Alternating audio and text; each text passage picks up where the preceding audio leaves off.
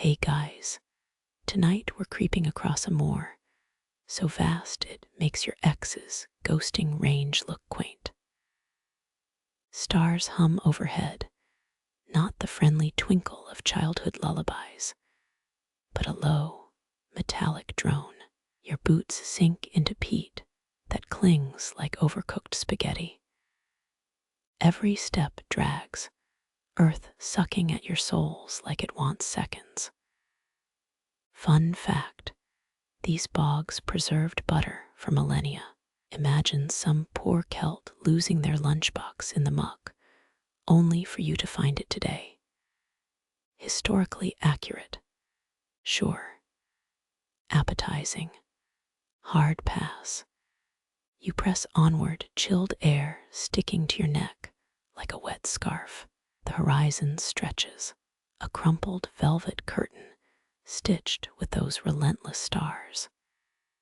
Here's your reality check. Statistically, you'd last 17 minutes out here before hypothermia or sheer existential dread took you. But stats are for people who aren't wearing imaginary plot armor. Your breath plumes, each exhale a ghost rehearsing its exit. So, before you get comfortable, take a moment to like the video and subscribe. But only if you genuinely enjoy what I do here. Drop a comment with where you're watching from and your local time. I'll pretend it's not 3 a.m. for at least 3 of you. Now, dim the lights. Maybe turn on a fan for that soft background hum. And let's ease into tonight's journey together. Moonlight lacquers the more silver, a coin flipped and forgotten. You're not the first to walk this sludge. Roman sandals sank here once. Legionnaires muttered about Britannia's charming weather while cursing their sandal straps. Historians still argue whether they built secret shrines to local mud gods. Your jacket rasps, a sound eerily close to laughter. Wind teases the grass into serpentine shapes. Something glints ahead. A coin, a knife, just a beetle's shell playing tricks. You crouch, knees protesting like unoiled hinges, and brush, dew from the insect's carapace. Thanks for the rave, it seems to say, iridescence pulsing. You straighten, spine crackling like bubble wrap, the Moor inhales.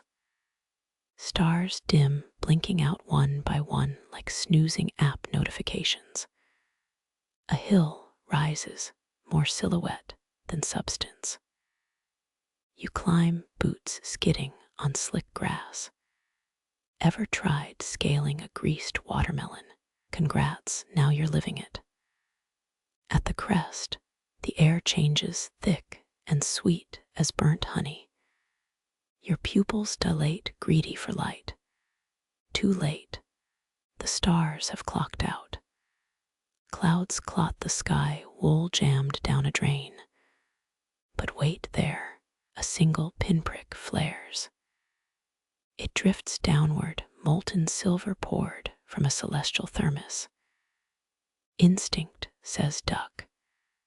Curiosity wins. The light kisses your palm, a brand blooming cold, then hot, then numb. Maps usually lie, but this scar, it squirms, a live wire sketching coastlines you've never sailed. Wind picks up, not the breezy kind. This gale's got teeth. It snatches your hood, whips hair into Medusa mode. Somewhere miles or inches away, a gate creaks. Not the cute Pinterest kind with fairy lights. This groans older than taxes, older than the recipe for that bog butter. You pivot, heart drumming bass line to the Moor's arrhythmia. Lights pirouette at the valley's throat. Willow wisps, car headlights. Doesn't matter. They pulse Morse code for come die here maybe. A chuckle escapes you. It sounds foreign, a stranger's laugh dubbed over your lips. The earth shivers. Your teeth click like typing fingers. That beetle, long gone. Smart bug. Something crunches underfoot. Not twigs. Bones fossilized differently here, softened into Peat's memory. You kneel, fingers brushing a semicircle of stones. A broken crown. A child's game. The rocks hum an old radiator's song. Your watch dies screen flatlining mid-tick. Time's a suggestion now. The gate's groan deepens, a cello bow dragged across rust. You could turn back, pretend this is sleep deprivation. Instead, you whisper to the stars or yourself, show me. The Moor exhales.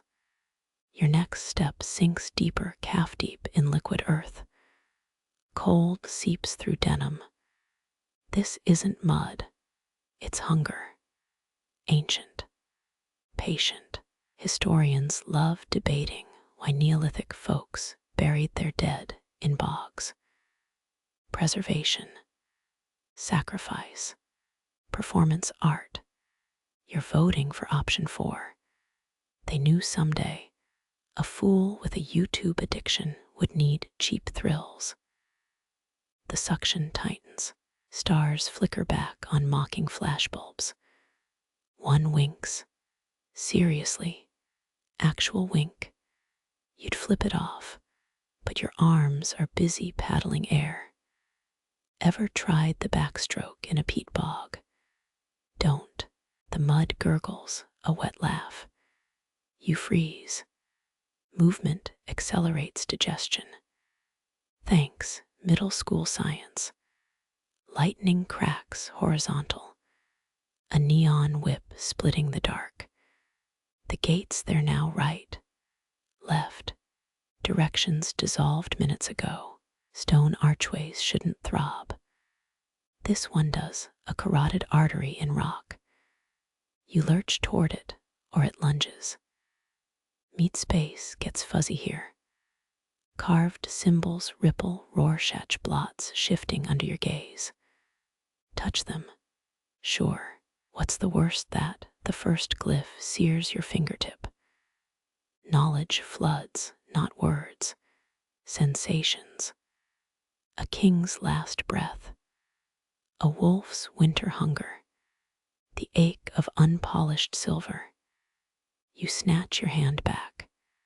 The gate thrums offended. Wind howls through its arch, carrying voices. Not human, not animal. The sound of glaciers calving, of something too large to fit through the world. Your scarred palm itches. The map squirms again, a compass needle spinning. Behind you, the bog burps. Ahead, the gate's throat yawns, infinite and intimate. Cleopatra, you murmur, testing the name's weight. It hangs wrong here.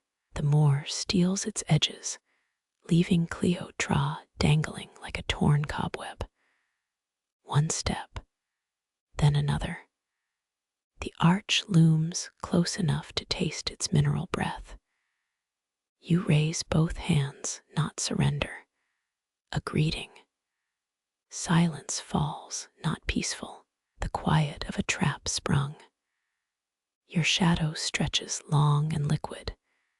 It peels off the ground, stands, waves. You don't wave back. Rules 1 through 10 of horror survival. Never be polite to sentient silhouettes. The shadow tilts its head, a pantomime of hurt, and dissolves into the gate's mouth. Cool. Now the real choices start. You trudge deeper, boots sinking into peat black soil that clings like a creditor. Stars pulse overhead, cold eyes judging your trespass. The Moor exhales, a breath that reeks of moss and buried things. Shadows coil around your ankles now, not just absence of light, but something living. Ancient oaths taste like copper here. You know the drill. Medieval types loved swearing on relics, the way influencers pledge authenticity. Think St. Cuthbert's femur, or a splinter from Noah's Ark, fake, but fervent. A groan ripples through the ground, a sound that bypasses ears and rattles molars. You freeze. The gatekeeper's vow isn't just words here, it's geometry. Pressure builds behind your ribs that anchor the outline mentioned. Congrats, it's hooked. Your spine aligns with the North Star voluntold. Experts think cloaks woven with goat hair were used in these rituals. Scratchy, sure, but great for dramatic billowing. Try not to envy their textiles. Something brushes your shoulder, lighter than a moth sigh. You turn, nothing but the hunched silhouette of a thorn tree. Then it blinks. Trees don't blink. Historians still argue whether these oaths bound flesh or just guilt, like swearing on a self-help book. The air thickens, slick as oil. Your throat seals. A whisper slithers up from the earth. Remember the weight. You do. 6th century kings buried oathbreakers face down, so their souls couldn't dig free. Classy. Your left boot sinks deeper, quicksand's polite cousin. The soil here isn't dirt, it's pulverized promises. You wrench your foot loose with a suckling pop. Shadows congeal ahead, a form hinted at by what's missing from the starlight. Hooded, armored in void, the gatekeeper doesn't move. It unfolds, jointless and wrong. That anchor in your chest tugs harder. You stumble toward the figure, marionette legs betraying you. Ever tried walking while a black hole snacks on your sternum? Not recommended. The gatekeeper lifts a hand, fingers like smoke-smeared glass. Its palm cradles a flicker, a scrap of parchment. No, a moth with vellum wings, chewing its own antennae. Quirky tidbit, some medieval scribes believed insects carried unfinished prayers. This one seems underqualified. The moth flutters toward you. You flinch, expecting a paper cut across the cornea. Instead, it lands on your collar. Wings bristle with microscript, Latin vows maybe, or a grocery list. Break the pact, hisses the air, and weaver worms will suture your eyelids. Charming. You've had gym memberships with friendlier penalties. Wind rifles through your clothes, searching for contraband. It finds your breath, steals it. You mouth the word please without sound. The gatekeeper tilts its head, a predator amused by bioluminescent plankton. Your knees crack against bog water. Fun fact, peat preserves corpses like Tupperware. Your jeans are not peat resistant. The moth crawls into your ear. You gag, its legs tickle drum deep. Then voices. Not yours, not human. The oath pours in a cold syrup of half-remembered syllables. Your tongue twists itself into Old English dental fricatives. Yeah, thorny. It translates to serve, starve, stay. Always trios with these ancient types. They loved rule of threes, like TikTok loves dance trends. Pressure relents. You collapse forward. The moth flits back to its void-palmed perch. Your chest aches like you've swallowed a church bell at full toll. The gatekeeper retreats, not walking, but receding, frame by frame. Night floods back in. Stars swivel, Polaris winks out. New constellations form, a sickle, a keyhole, a noose. Your phone's compass app would stroke out here. You crawl to a lichen-crusted stone, your new best friend. Touch its surface. Warmth hums through your palm. Secretion or sunlight. The stone purrs, a sound felt, not heard. Unseen roots writhe beneath you.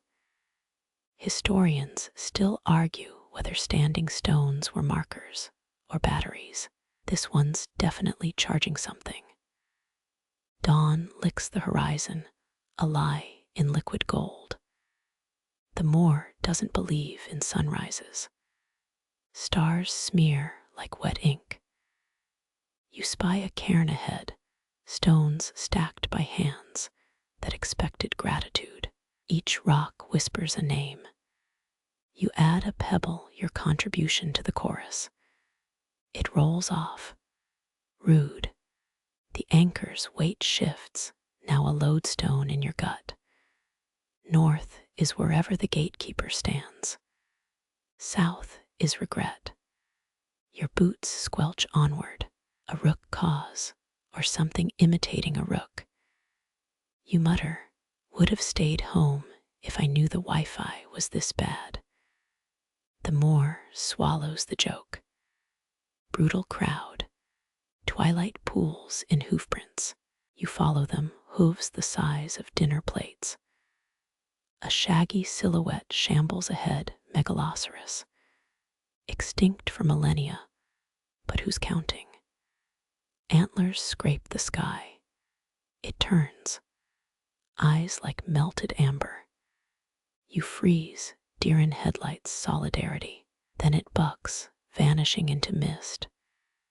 Your heart resumes its amateur kickboxing routine. The ground shudders. A fissure splits the heath, a mouth lined with quartz teeth. You leap back. From the chasm. Laughter, not yours. Someone's down there with better lung capacity. The gatekeeper's oath thrums in your molars, appendix-sized, and just as useful. You spit. Saliva hangs midair, a quivering orb. Physics filed its resignation hours ago. Two choices, left where will-o-wisps bob like drunk fireflies. Right, a path paved with owl pellets. You go straight, crushing heather underfoot. The Moor retaliates. Thorns snag your sleeves. Dry cleaners hate this one trick, you mutter. Stars bleach the sky bone white. Your breath fogs, each puff a ghost, rehearsing its exit. Ahead, a circle of flattened grass. Ritual site, fairy ring, Neolithic picnic spot. You step inside, the world tilts. Ground becomes ceiling. Stars writhe underfoot, hot pinpricks through your soles. You're kneeling, always kneeling here. The gatekeeper's anchor drags your chin up, above or below. A stone arch looms, clawing at the dark. Its keystone gleams, a toothy things aren't teeth. The moth returns, wings now blank. It alights on your wrist. A sting sharp, sweet, blood wells. The droplet hovers, jerked toward the arch. Your blood becomes ink. The arch's carvings wriggle, snakes learning cursive. A word forms, persist. The moth dissolves. Soap bubble fragility. You pocket the sting, souvenir or omen, jury's out. shadows deepen. The watch continues. Somewhere a king's bones ferment in peat. Somewhere a scribe's quill falters. You stand knees popping like champagne corks. The oath thrums loyalty or liability. Either way, it's yours. Stars hum a lullaby in a minor key. You hum back, off tempo. The Moor tolerates it. The arch's shadow spills over you, liquid and cold. Carvings twitch under your gaze. They aren't etchings, they're engraved breath. Each groove exhales a sourceless wind. Your fingers hover an inch from the stone. Fingernails tingle like licking a battery. You pull back. The archway croons. Archaeologists found similar arches near Hadrian's Wall, though theirs lacked the whole alive and judging vibe. A sound trickles through, not from the arch, but between the stones. Clicking, rhythmic, industrial. Your brain serves up rotary phones, fermenting reels of film. Wrong century, but the vibe's the same. Historians still argue whether these structures were gateways or accident reports. One hand drifts toward the keystone. Mistake. The carvings snap into focus, serpents swallowing their own tails, eyes wide with buyer's remorse. Your palm slams unwilling against the arch. Cold sears through muscle. Bones hum like plucked strings. Air curdles into symbols Cyrillic. Agam, emoji. This close, they smell of wet chalk and struck flint. A thin whimper escapes you. The 12th century, stonemasons' guild would have unionized over these labor conditions. Pressure builds in your sinuses. You taste copper medieval mixology at its finest. The arch shudders. Dust cascades. It's not dust. Insect wings, thousands of them, iridescent scales clinging to your cheeks. Bees, number-winged ants, swarming in perfect silence. Quirky tidbit. Some scholars insist certain cultures used ant venom to induce prophetic visions. These ones seem more into real estate. Lightning cracks, not from sky, but underfoot. The ground writhes, roots erupt, carved with the same impossible script. They coil around your calves. You're a fly in nature's catheter. The oath in your chest pulses twice, Morse code for bad idea. Too late. The arch inhales. Reality puckers. Time frays. You're falling upward. Or maybe the Moor is falling away. Stars smear into graffiti. Your ribs creak. Remember those maps where here be dragons simmered at the edges. Turns out the dragons were just chill. It's the cartographers you should have feared. Feet touch down. Somewhere. Air's thicker here, syrupy, sweet-trodden. The arch stands behind you, or is it ahead? Your head spins. Vertigo's got vertigo. Carvings here bleed. Not blood, mercury. Quicksilver rivulets trace the stone. Touch one. Pass. Genghis Khan's scouts reportedly drank mercury for immortality. Worked out great for them. Shapes emerge from the fog. Monoliths, dozens, arranged in a spiral. Each wears a crown of crows. Birds don't move. Taxidermy or timeout. Your left boot squeaks. The nearest monolith pivots, not monolith statue. Robes, withered apple face. Its hand extends, palm up. test. Tip jar. You pocket your loose change just in case. The statue's fingers snap. Sound cascades, a glacier calving. Soil erupts. A staircase heaves into view, steps warped, railings fused from rust and thorns. It leads down. Of course it does. Staircases in horror movies have better OSHA compliance. You descend. Each step etches itself into existence a millisecond before your foot lands. Thank you, anxiety. Walls close in rough as wolf tongues. Something thrums below, not a heartbeat, deeper, slower. The pulse of sap in ancient redwoods. Light blooms lichen green and grudging. The air smells of burnt hair. Your knee brushes the wall. Skin sizzles. Persian shamans supposedly used similar rock acids for tattoo rituals. You've got a blister that begs to differ. The stairs end. A chamber stretches, ribs of black stone arching overhead. Floors littered with toys. Wooden soldiers. Marbles. A deflated soccer ball. All pristine. You nudge a tin spaceship. It disintegrates. Ash puffs up, spells go home in Aramaic. Hell's lost and found needs better security. A pedestal sprouts at the chamber's heart, stone orchid unfurling. At its center, a key. No, a fang, curved, pitted. Your oath does jumping jacks. Touch it, touch it. Metal sears. Frost spreads up your arm.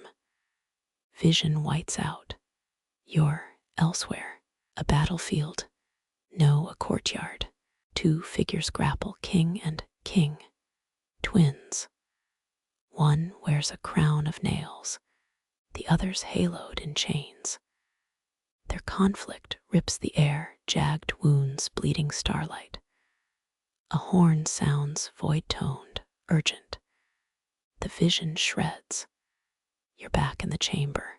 The fang keys embedded in your palm, no blood, just a silver scar. Above, the ceiling peels open. The arch looms patient as cancer. Climb. Always climbing. Your lungs burn. Phlegm tastes of static. The statue's waiting topside. It points. Follow the finger. A path cuts through the heather straight to a cairn. Your cairn. The one that rejected your pebble. Its stones chatter. You press the fang to the largest rock. Silence. Then a click. The cairn implodes. From the wreckage, a horn.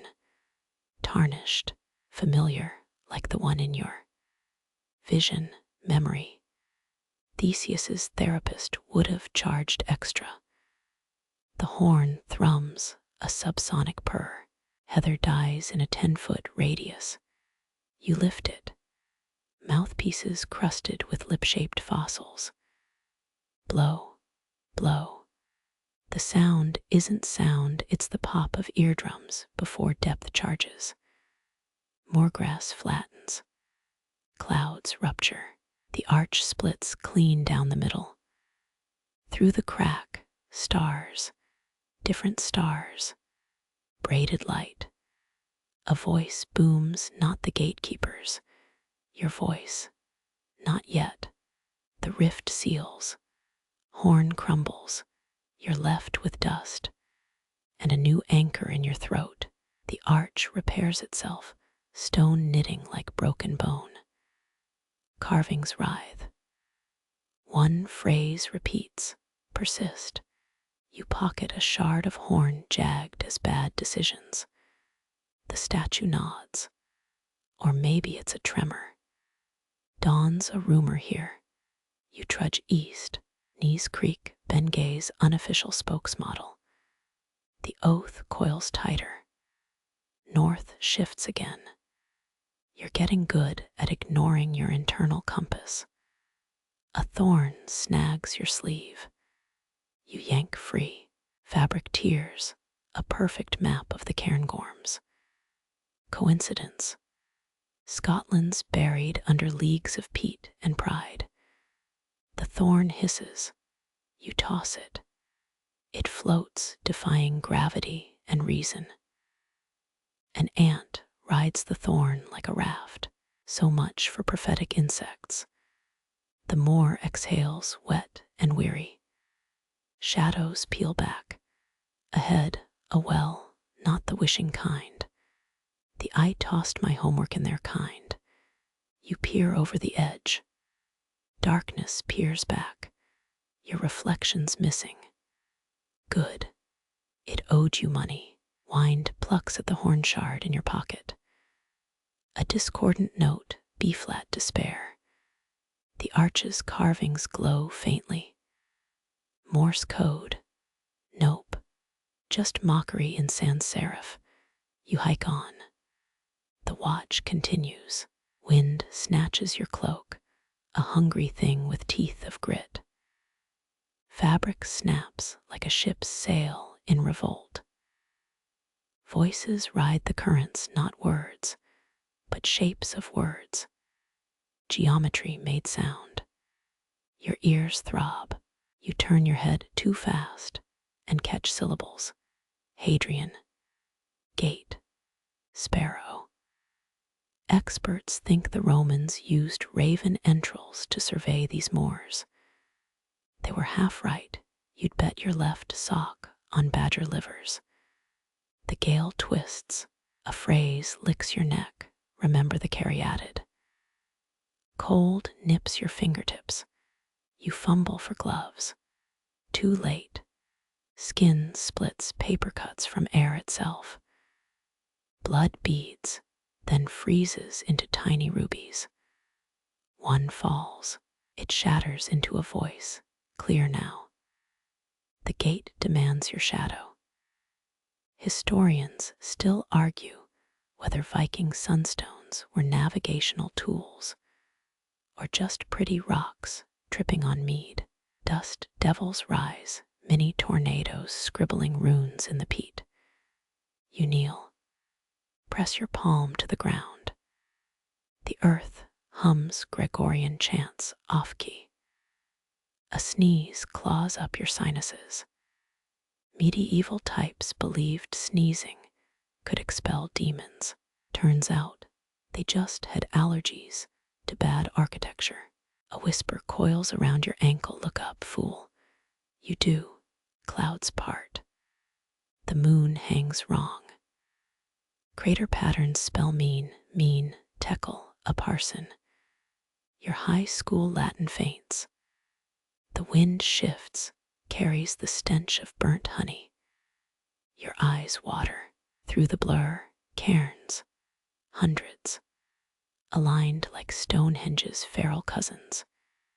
You approach the nearest stack. Stones clatter, a bored audience shuffling in their seats. One rock glows, veins of bioluminescent lichen. It whispers, 63 steps nor-northwest. To what? The lichen dims. Cryptic GPS is still GPS. Nor-northwest sucks. Heather snags your laces. Thorns etch, SWAT analyzes on your shins. At 63 paces, a pit, not a pit, a well shaft. No bucket, no hope, just a rope swaying in the updraft. Roman engineers buried lead curse tablets under crossroads. You're pretty sure this counts. The rope's course. Splinters pioneer your palms. You descend. Cold deepens, bone marrow cold. Halfway down, the whispers congeal. She walked here, they hiss. Barefoot, starving, carrying his heart in a cedar box. Your flashlight dies. Classic. Below a splash, not water. something gelatinous and aware. The rope frays. You drop. Impact jars your knees. The substance oozes over your boots, warm, sentient jello it purrs.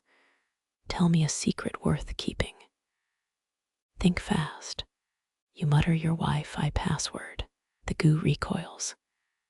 Too pedestrian, it gurgles. Fine. You offer the memory of your first kiss, rain-soaked, awkward, filled with braces. The goo sighs. Overused trope. Light blooms, a single candle on a stone ledge. Beside it, a quill. A scroll. Instructions. Fanfiction. The candle's wax weeps black tears. You touch the flame. No heat. Cleopatra supposedly bathed in donkey milk. This feels less glamorous. The quill moves on its own. Writes, Third Punic War was an inside job. Blink. The scroll combusts. Ash forms a keyhole in the air. You press your eye to it. A city sprawls, infinitely tall spires, bridges of starlight. A figure waves from a balcony. You, older, warier, holding the horn shard from earlier. A clock door chimes. Time's up. Vision crumbles. The goo retreats. A staircase spirals upward, this month's core workout. You climb. The rope's gone. Shaft walls glisten with hieroglyphs. Not Egyptian, not anything. One glyph depicts you eating a clock. Deep. Topside, the moon's still judging. The cairns have moved, forming an arrow pointing east. Fine. East. Always east. You adjust your cloak. The wind applauds, sarcastic. A thorn bush blocks your path. It quivers. Berries burst juice like diluted ink. Tongue numbs. 8th century monks used similar berries to hallucinate scripture. You're just hallucinating bad life choices. The Moor flattens. Stars reflect in pools of rainwater upside-down constellations. You skip a stone. It bounces twice, then sinks upward. Ripples freeze. The largest pool whispers. Ask, what's the point of all this? The water shudders. A face forms yours, but older. Wrong question. It dissolves. You chuck a pebble at the sky. It vanishes. The cairns titter. Your boots squelch. Wet wool reeks. You miss your bed, my space. Anything. The whispers return, clotted now. Find the gate, they plead, before the hymn ends. What hymn? You realize there's been a drone beneath the wind this whole time. Choir of the damned type stuff. A feather drifts down, iridescent. You catch it. Barbules prickle, turn west. Compass whiplash. West. The oath in your chest knots. Everything in you screams east. The feather ignites. Ash spells trust. Fine. West. You pivot. The ground softens, knee-deep peat soup. Each step sounds like a lung collapsing. Ahead, a standing stone, carved with your initials, fresh, still bleeding sap. The wind dies. Finally, silence. You exhale. Mistakes were made. The stone shimmers.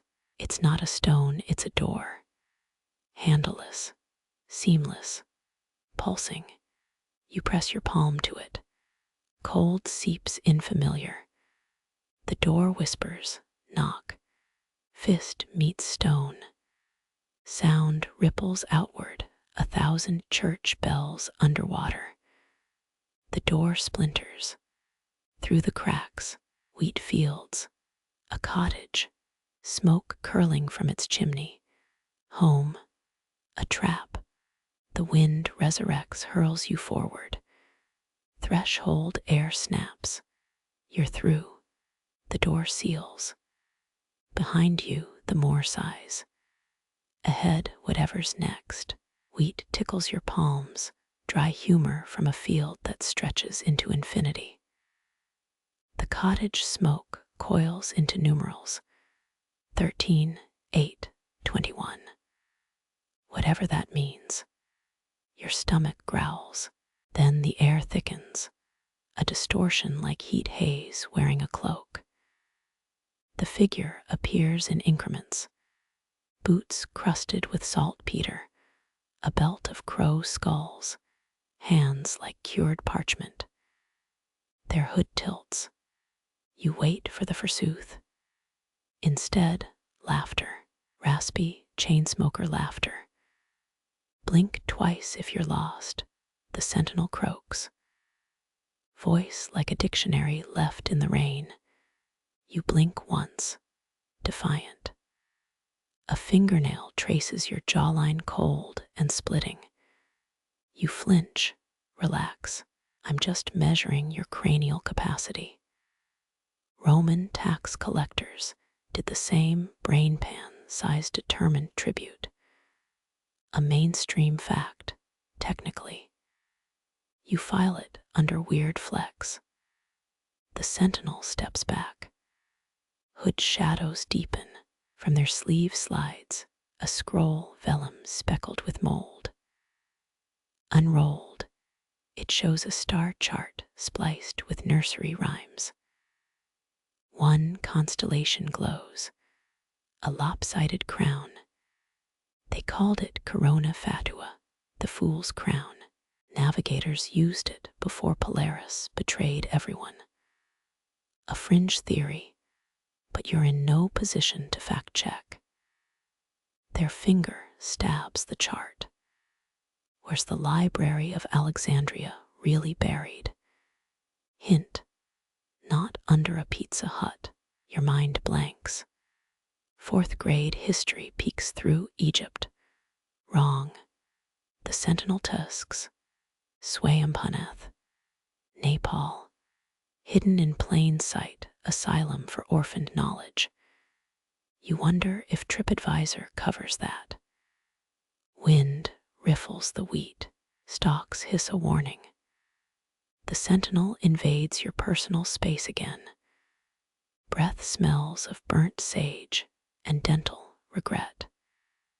Second question. What did the Vikings call a nabrock? No clue. They lean closer. Pants made from dead men's skin, wallets in the scrotum. Charming, right? You'd rather not visualize it. A clock chimes 7 times, no clock in sight. The sentinel freezes. Hood fluttering, they produce a stone disc etched with gears, the Antikythera mechanism's less famous cousin. Historians still argue whether this predicted eclipses or just tracked really depressing poetry slams. You mutter, astrology for incels. They snort progress. The disc levitates, cogs grind. Stars above reconfigure into a riddle. I speak without a mouth, weep without eyes. Conquerors hoard me, thieves deploy me. Find me where empires crumble in the cracks of sovereign dirt. Easy. Oil? Wrong. The disc glares. Dust, the sentinel corrects. Always dust. Helena Blavatsky wrote that before plagiarism got trendy. They sound almost disappointed. Wheat parts. A table rises, petrified wood, 2 chairs. The sentinel slouches into one, gesturing to the other. You sit. The chair morphs into a throne of thorns. You spring up. They cackle. Testosterone-poisoned kings sat worse. Ask Richard III. His spine looked like a question mark. Sunset bleeds across the field. The sentinel's shadow grows teeth. Final query. What's buried under your left heel? You lift your boot. A scarab beetle scurries, carrying a microfilm scroll. Unfurl it. One word, you. The sentinel stands. Their cloak billows, black sails against a violet sky. Ring a bell? No. Let's audit your childhood. A finger jabs your sternum. Memories flood. Stealing apricots, breaking your wrist rollerblading. That weird summer you worshipped a Tamagotchi. The sentinel sifts through them, humming.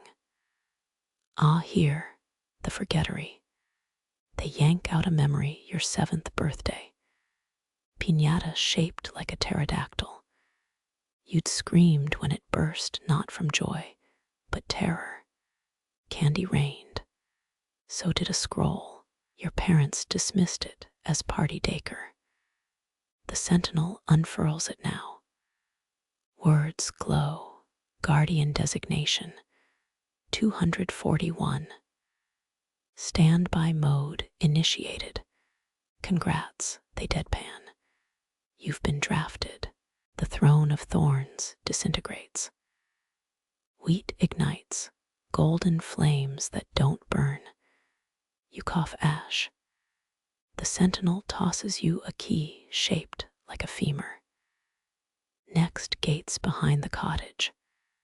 Try not to die before orientation. They dissolve into a swarm of mayflies.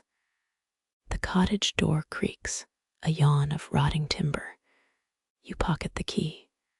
It thrums, a heartbeat not your own. Somewhere, a choir starts chanting the periodic table. Off key. Twilight deepens. Your shadow stretches too long, too many limbs. The wheat parts again. This time, it's just you. And the thing in your chest that's learning to echo. The femur key buzzes against your thigh as you step into the cottage, wood groaning like an arthritic librarian. Moonlight slants through cracks, painting symbols on your sleeve. Not random. The Big Dipper. Your left hand itches. You scratch and gasp. Constellations bloom under your nails, tracing across your palm like glowing ticks on a cosmic ruler. Clumsy Orion sprawls from wrist to fingertips.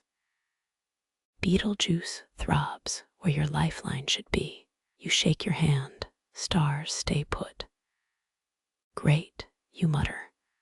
Body positive astrology. Cold breath gusts down your neck.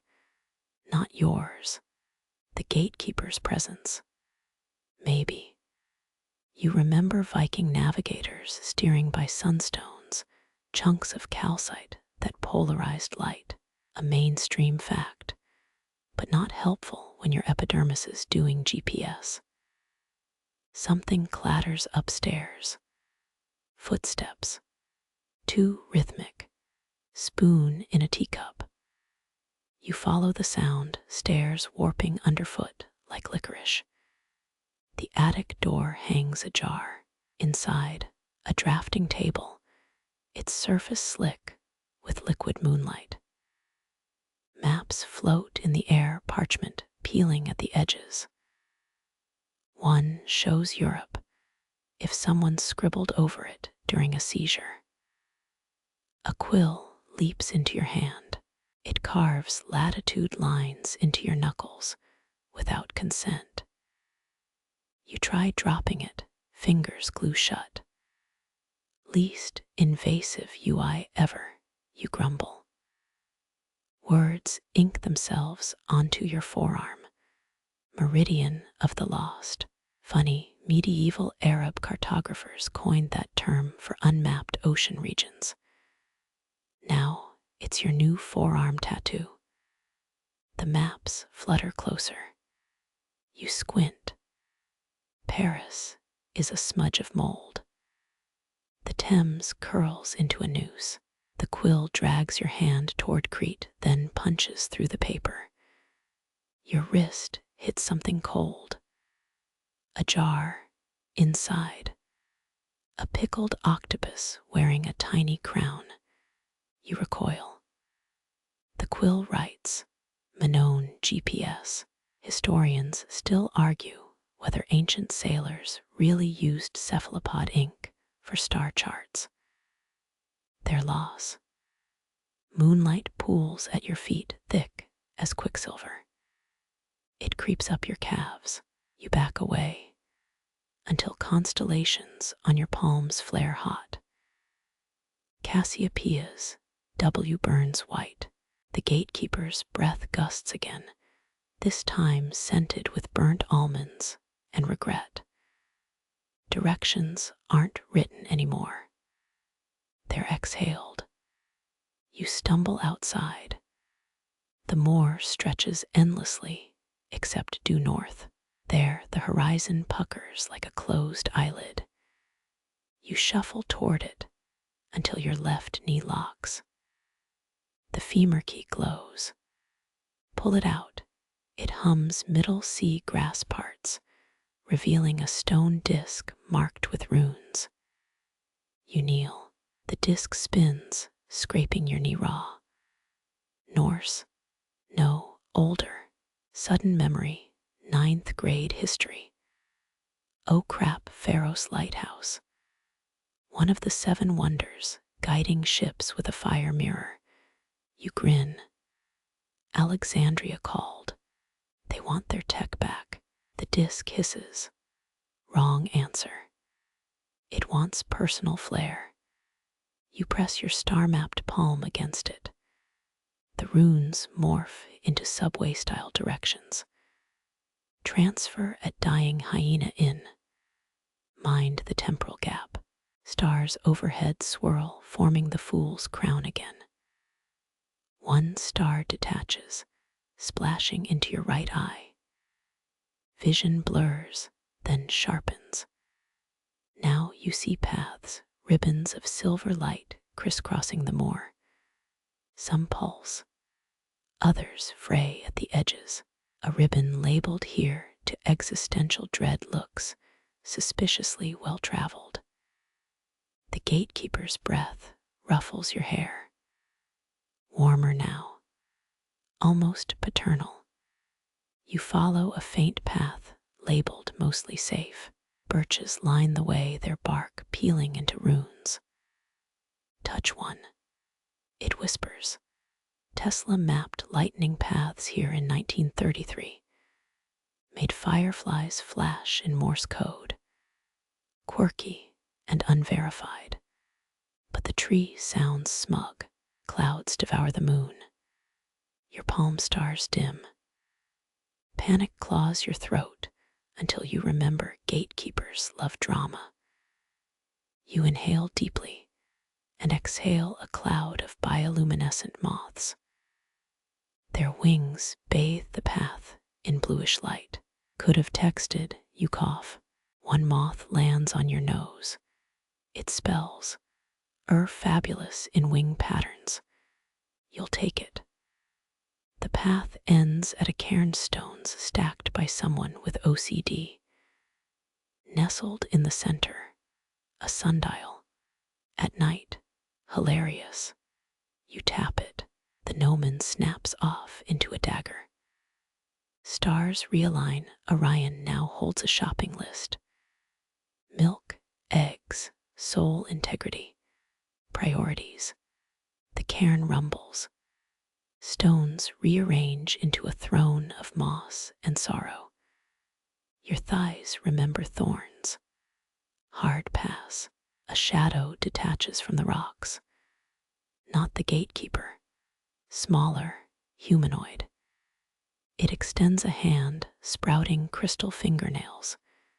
You flinch, but it just points at your chest.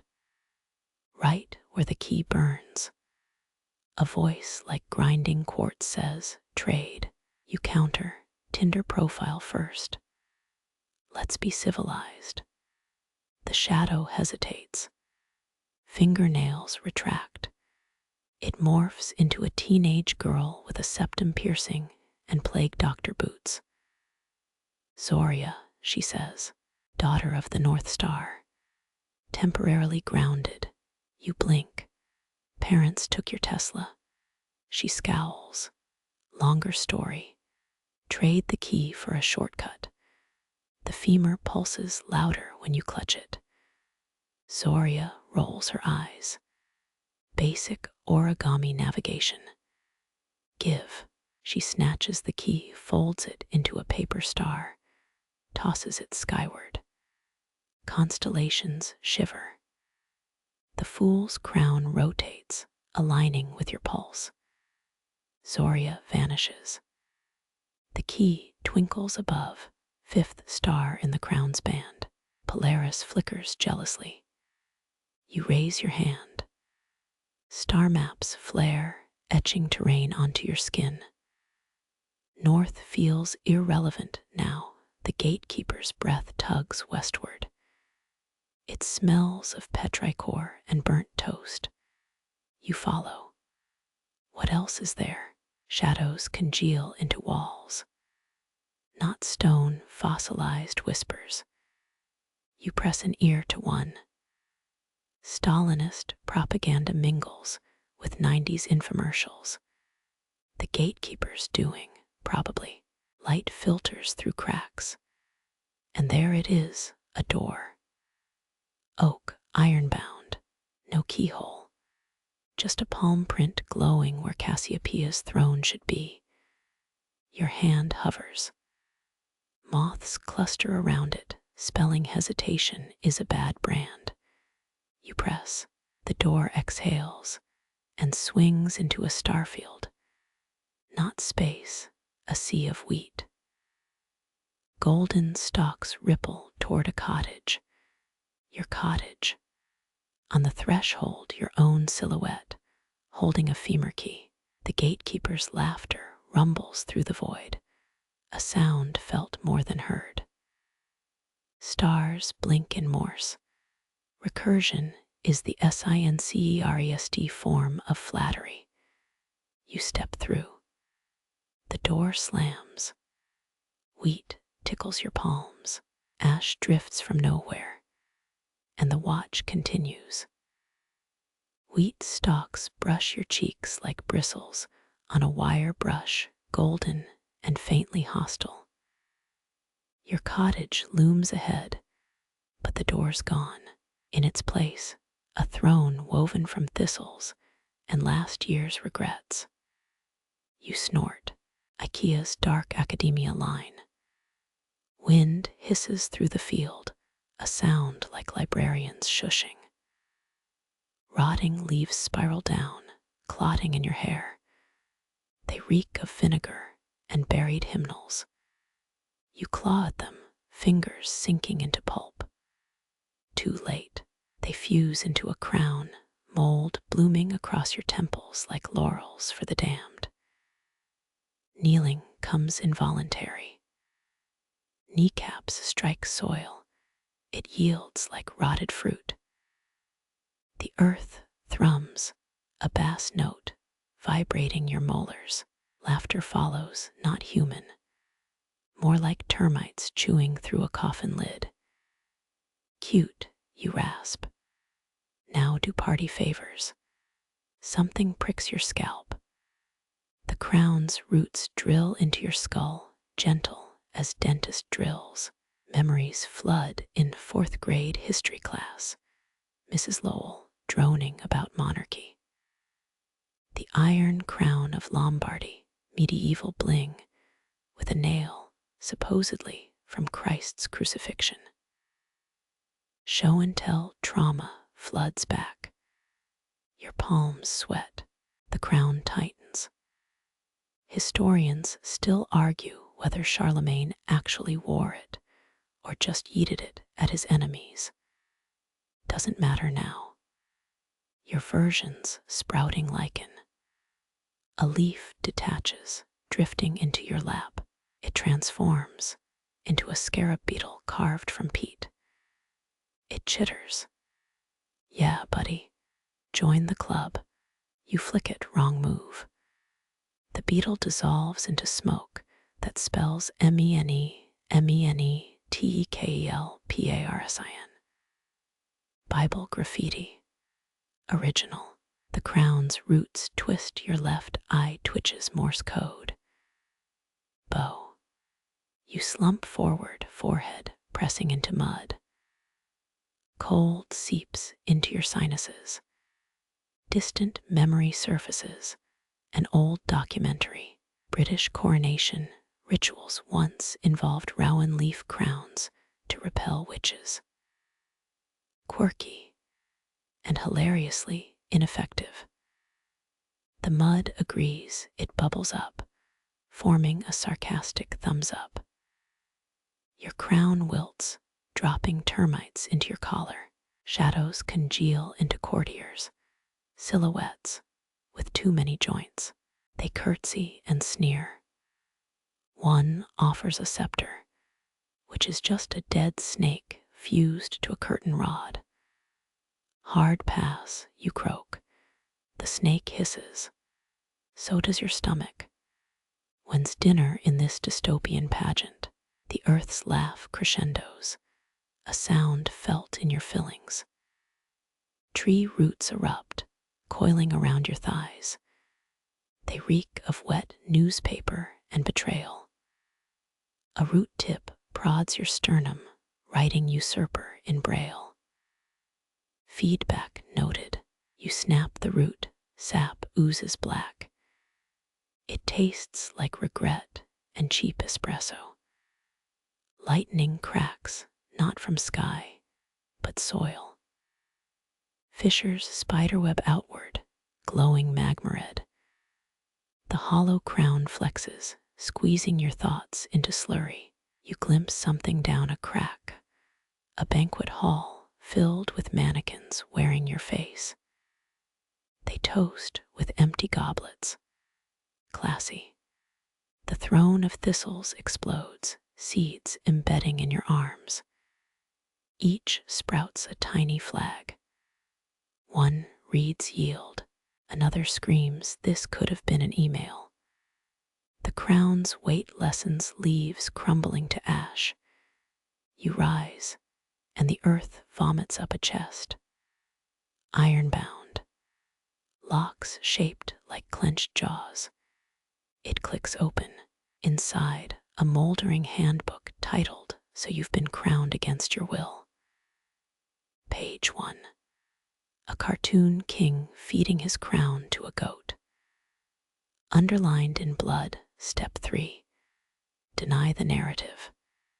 You toss the book. It bursts into starlings. They spiral upward, forming the gatekeeper's smirk. Wind shifts. The cottage reappears, door ajar. Your hands itch. Not from starburn this time. From something older buried deep in marrow. You hum a sea shanty as you walk. The crown's ash stains your soul's gray. Behind you, the field curdles, rot spreading faster than gossip. One starling lands on your shoulder. It whispers, pretend it didn't happen. You flick it off, but smile. The watch continues. Mud sucks at your boots. As you cross the threshold, each step heavier than the last. The door dissolves behind you, leaving a courtyard choked with statues. Not the noble Greek type. These are lumpy, like clay thrown by a drunk potter. Their faces are smudged erasures in stone. One weeps slate-gray tears that puddle at its base. You crouch, poking the liquid. It sticks to your finger, cool and viscous. Tempted to taste. Don't. They reek of kombucha and existential dread. Wind rattles the statue's joints. Pebbles skitter, forming words between your feet. Touch US. You snort. Smooth opener, real subtle. But curiosity's a gremlin in your ribcage. You brush a statue's arm, it shrieks. Not metaphorically, a sound like steam escaping a sarcophagus. The scream unravels, layers peeling back. A woman's voice hisses burned at the stake. A child wails, plague took my eyes, smashed together a choir of grief. Your eardrums throb. Historians still argue whether medieval weeping statues were holy miracles or molds secreting brine. This, definitely not holy. A tear hits your neck. It sears, leaving a mark like a crescent moon. The statue tilts, its featureless face inches from yours. Lichen creeps across its cheeks, spelling you next. Classic psychological warfare. You step back, heels crunching on something, a shattered head. Its hollow eye sockets glare up. Like those terracotta soldiers in Xian, each molded with distinct features, until time sandblasts them into anonymity. Quirky fact, some pharaohs hid scrolls in their statues, skulls, DIY time capsules for the afterlife. This head's cavity spills beetles, and a napkin scribbled, "Help, I'm trapped," in a muse marketing job. The courtyard contracts, statues pivoting on creaking bases. Their tears pool around your ankles, now knee-deep. You wade toward a stone archway carved with birds mid-flight. The liquid thickens, syrupy, pulling like tar. A statue grabs your wrist, fingers colder than an X's text. Its mouth splits open, no teeth, just a void. Pass, you grunt, snapping its hand off. Brittle bones crumble, budget-grade limestone. The arch looms closer. Wind whistles through it, a tune you recognize. That sea shanty from the cottage. Coincidence? Unlikely. The statue's wails harmonize now, a dirge about tax audits and severed umbilical cords. One figure blocks the arch, its body, a jigsaw of fragments.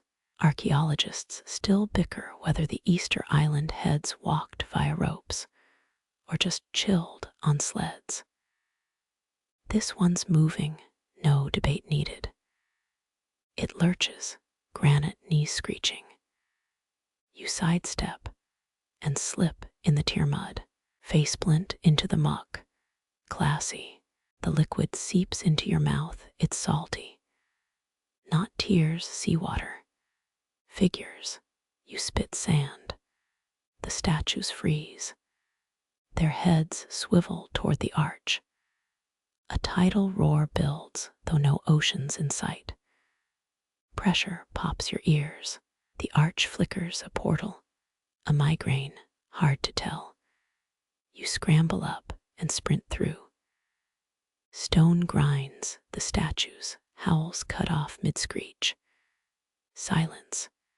You're in a tunnel, walls sweating rust.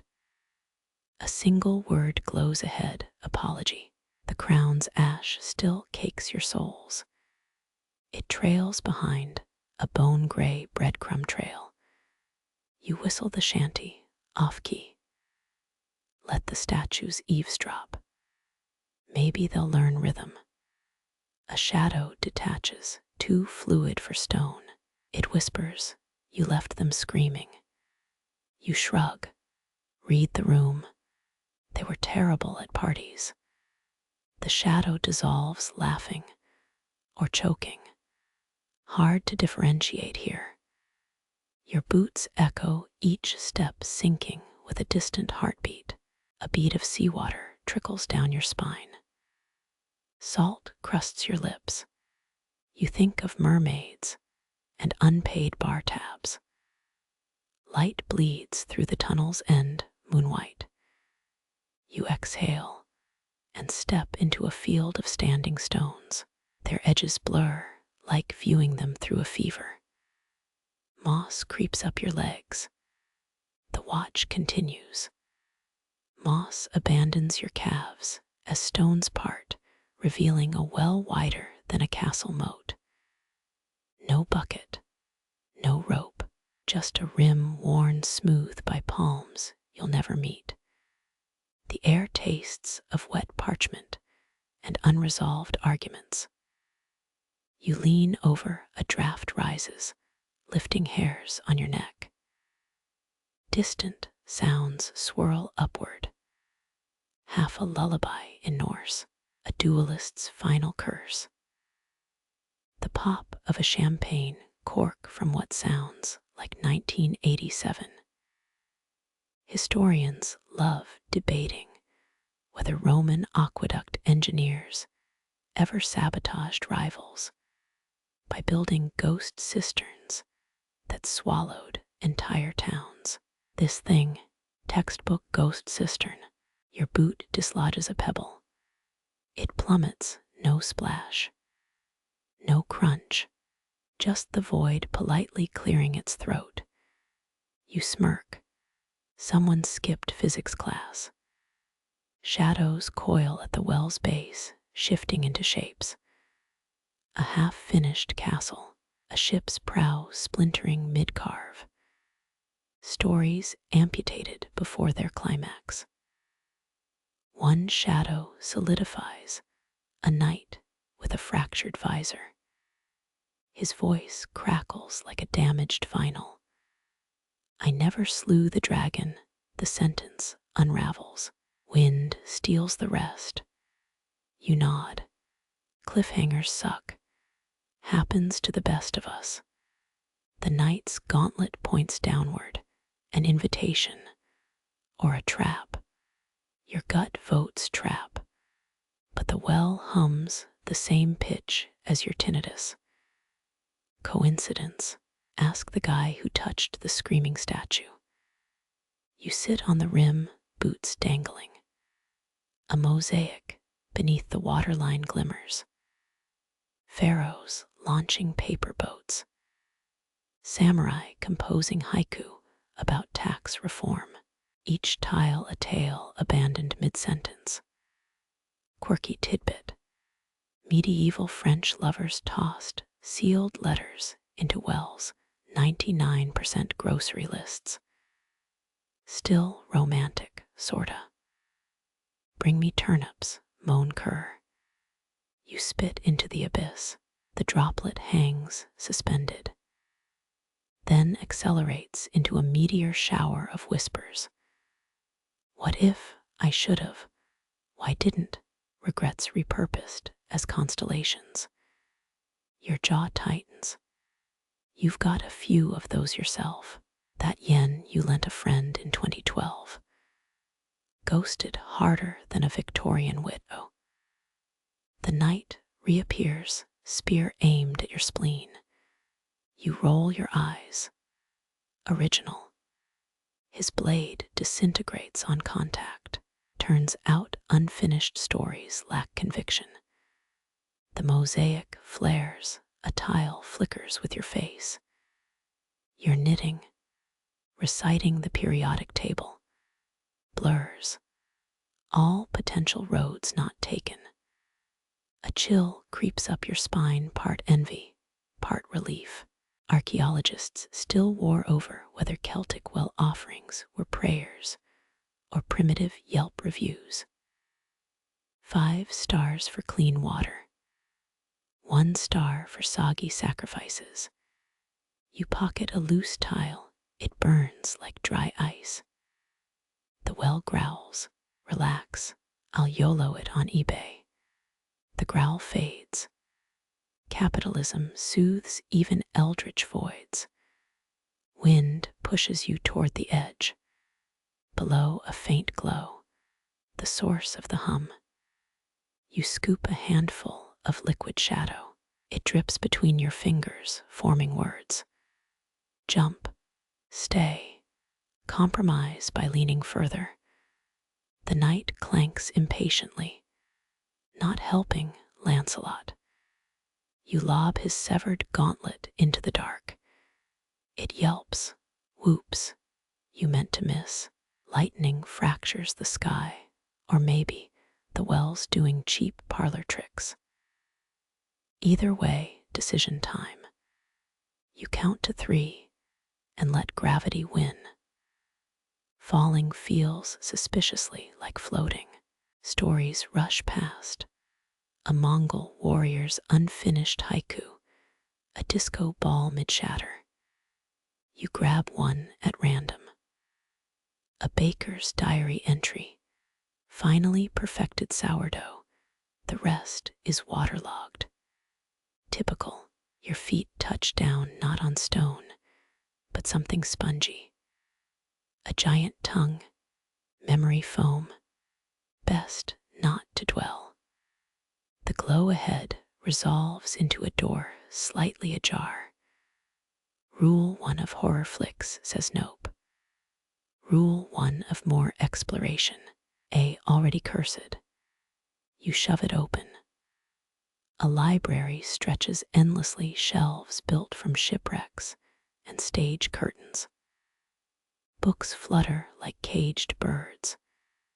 Their titles blur until you focus.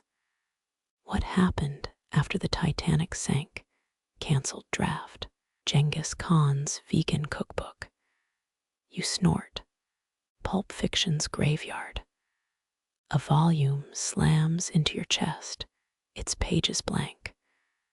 Quill ink materializes in your hand. Subtle. The library holds its breath. Even unfinished tailies want closure. Scrawl something profound. The quill resists. It's been writing grocery lists since 1347. You scribble the end in crude hieroglyphs. The book whimpers and explodes into starlings. Shelves collapse. Books swarm a paper cyclone. You vault over a rolling ladder, dodging titles like My Summer as a Tudor Jester, and That Time I Dated a Volcano. A loophole occurs. Write your own exit. You grab a floating page. The quill scratches out escape route before disintegrating. Cheap. Dust motes swirl into an arrow pointing up. Of course. You sprint toward a spiral staircase, missing 6 steps. The knight blocks your path, now missing his legs. You toss him the quill. Write your own damn ending. He salutes, maybe with irony. Climbing reveals the truth. The library's a Moebius strip. Same books, same frustrated starlings. That baker's diary hovers nearby. You add a postscript, burn the sourdough, start a vineyard instead. Satisfaction warms your ribs, take that. Existential futility. A trapdoor materializes overhead. You heave it open and emerge gasping at the well's rim. The tile in your pocket is gone. So's the night. Only a feather remains, smelling of ink and poor life choices. Dawn bleeds across the moor. Or maybe it's dusk. Time's a suggestion here. You pocket the feather. The stones reform their circle, hiding the well. A final whisper rises. Tell someone. Tell them what? Silence. You flick the feather into the wind. Let it bother someone else. The watch continues. The feather spins, a ink-stained cyclone, before the wind snatches it with teenage spite. Gusts change direction mid-swipe. Like your ex deciding tacos are problematic after 3rd margaritas. Air pressure plummets. Your ears pop. Across the moor, Grass bends in perfect unison, a synchronized swim team of flora. Something prickles your forearm. You glance down. Raised welts form no symbols. The wind etches Phoenician letters with sandpaper precision. Tattoo artist or vengeful preschooler. Each stroke burns. Aloe vera would demand hazard pay. A mark flares. Letter 10900. You recognize it from a museum heist documentary. Or was that Netflix? Ancient traders used this script to track moon phases and overdue shipments of olive oil. The wind carves another. Letter 1090 to letter 1090D. Your skin bubbles like bad broth. Feedbacks appreciated. 5 stars for creativity. 1 for pain management. The gale responds. Your left cheek stings. New glyph. Letter 10905, letter 1090B, letter 10900. Cheeky bastards writing emojis now. Archaeologists still argue whether wind patterns influenced Carthaginian naval routes, or they just hated asking directions. You stumble ankle ridges, map Orion's belt in Braille. Quirky fact: Victorian storm chasers, swargales, carried ghostly book clubs debating Mary Shelley. Try proving that at an academic conference. A gust rams your sternum. Symbols congeal into lines, instructions, threats. A Yelp review for your performance so far. Would not recommend terrible signage, no gift shop. Your shirt rips, the winds drafting something epic across your ribcage. Eyes watering, you spot a standing stone. Shelter. Maybe you crab walk toward it, each step fought by air that's now 85% spite. The stone's surface writhes with carved sigils, glowing faintly. Familiar, you compare your forearm. Matching glyphs. Great, I'm a human photocopier. Your skin pulses, synchronized with the stone's hum. A headache blooms, not the where's my coffee kind. The my skull's a subway grate in July kind. Pressure shifts, the wind stills. For 3 whole seconds, then F-wump, a mini tornado slams your back. You eat heather. The stone shudders, rotating 90 degrees. A hidden groove appears, filled with what looks like nacho cheese. Mystical queso dip. Pass. You prod it, cold as a witch's. Well, you know. A glyph on your palm flares. Reluctantly, you scoop the sludge. It's not cheese. Smells like tax documents and burnt time. The ground rumbles. 1 sheep bleats, sounding suspiciously like cumulonimbus. Lines erupt across the moor, connecting stones in a pattern mirroring your welts. Logic finally clicks. You're the ink. The moor's the parchment. Wind resumes, gentler now. It peels away a forearm glyph. The symbol floats. Ink made flesh made weather. You watch it spiral eastward. Following feels mandatory. Historians love debating whether Roman wind deities invented aerodynamics while drunk on amphora wine. You jog after the glyph, clothes plastered with dune grass. The symbol pauses midair, waiting, definitely judging. Ever heard of rest stops? It zips ahead. Your calves scream. That Netflix and Nike curse lifestyle bites hard. The glyph dives into a peat bog. You skid to a halt, bubble surface, then a stone slab. Carved letters swim under algae. TAIN dodges. Celtic, Gaelic. That trashy romance novel you skimmed at the dentist. Moss creeps over the words. Wind scritches your neck, urgent. You kneel, scrub the stone. More text emerges. Break only what has never been whole. Cryptobabble at its finest. A glyph on your collarbone throbs, Morse code or atrial fibrillation. Lightning splits the horizon. The standing stones ignite, electrical current dancing between them. Your scars blaze. You're the circuit's missing link. Hair levitates. Bra clasps fuse. So much for launderable secrets. The glyph escapes the bog, now trailing swamp gunk. It zigzags toward a silhouette in the distance. A lone tree. The kind that hosts witch trials in PG-13 flicks. Wind shoves you. Going. You pass cairns stacked by hands long composted. The tree looms, roots strangling a marble plinth. Wind dies. Silence hurts worse than the glyphs. Your forearm itches, fresh symbols forming. Instructions. Obituary.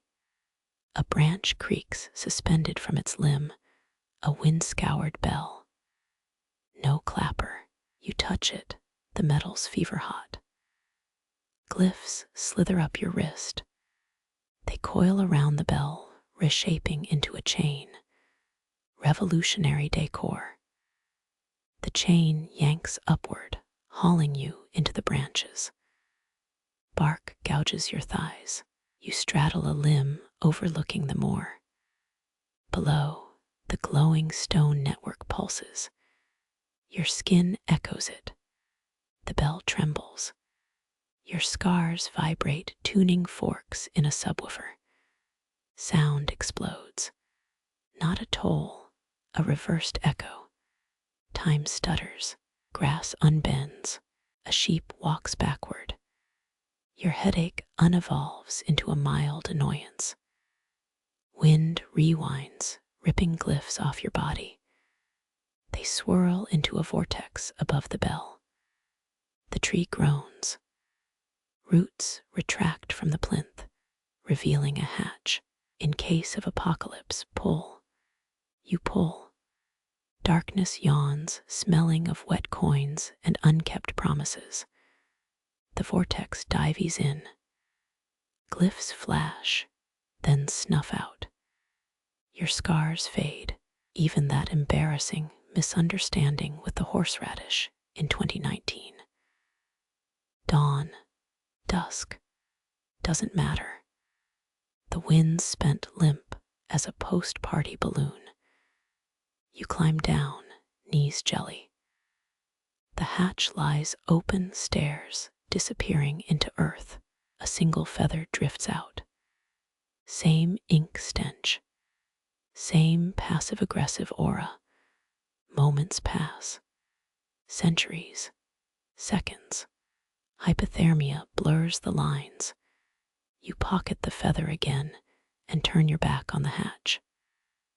Let the next sucker deal with storm semaphore. 3 steps away, the bell shatters. Frost creeps over the tree. You glance back. The hatch is gone. More grass sways innocent as a stagehand after the murder scene. Your palm tingles. One surviving glyph. Letter 10909. Ancient Phoenician for breath, or debt collector. Accounts vary. You exhale, the symbol vanishes. Above, stars blink in Morse. Repeat, you keep walking. The Moor exhales with you. The air thickens, sugared rot, and candle wax gone sour. You halt mid-step, Before you, a table stretches endless as a tax audit. Platters steam, or maybe they're breathing. A roast peacock glistens, feathers still intact. Victorian pranksters loved serving those live birds, sometimes burst from pies to terrify guests. This one stares with garnet eyes, neck twisted in a question mark. Chairs shriek backward, inviting. No bodies, just indentations in the velvet, deep as open graves. You count the settings. 13. Always 13. A goblet overflows with liquid that's too black, too still. The Victorian occult scene adored seances with levitating cutlery. This feels like their great-great-grandchild's estate sale. RSVP. Regrets only. You hover at the table's edge. Shadows congeal into place settings, forked tines bent into tiny nooses. A gravy boat oozes something granular.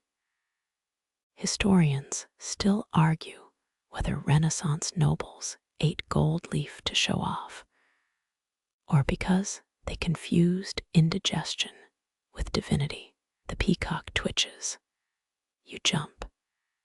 Its beak creaks open, pale moths flutter out. One lands in the wine. It dissolves with a hiss. Quirky fact. Pre-Enlightenment diners believed consuming moth wings cured melancholia. Judging by your throat's current collapse, it probably caused worse. Your pocket vibrates the ink-stained feather. You pull it out. The quill tip points to an empty chair. Its cushion whispers when sat on, a syllable lost to static. The plate before you holds ash sculpted into a 3-course meal. Soup swirls itself. A bread roll crusts over, then crumbles to dust mid-bite. Yelp review. Ambience, haunting. Portion control draconian. A candelabra flickers, flames burning upside down. Wax crawls upward like albino slugs. You trace a moth's path with the feather. It freezes midair, a pinned specimen. The tablecloth ripples. Silverware rearranges itself into spelling come back when you're hollow. Across the table, a mirror materializes. Your reflection forks ashes into its mouth. It winks. You flip the feather, your double does nothing. Originality's dead. Nice to meet the corpse. The mirror cracks.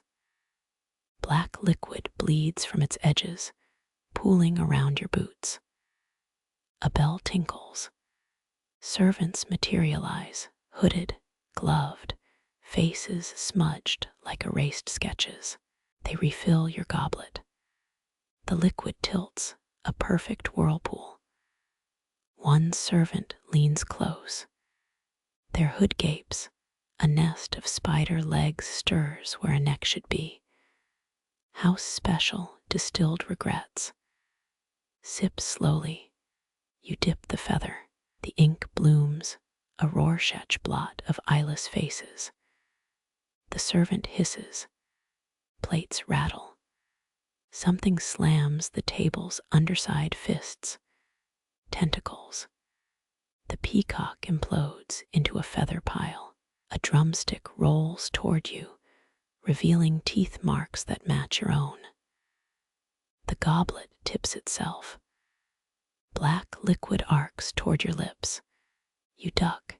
It hits the chair, edging a smoking crater. Diet version, please.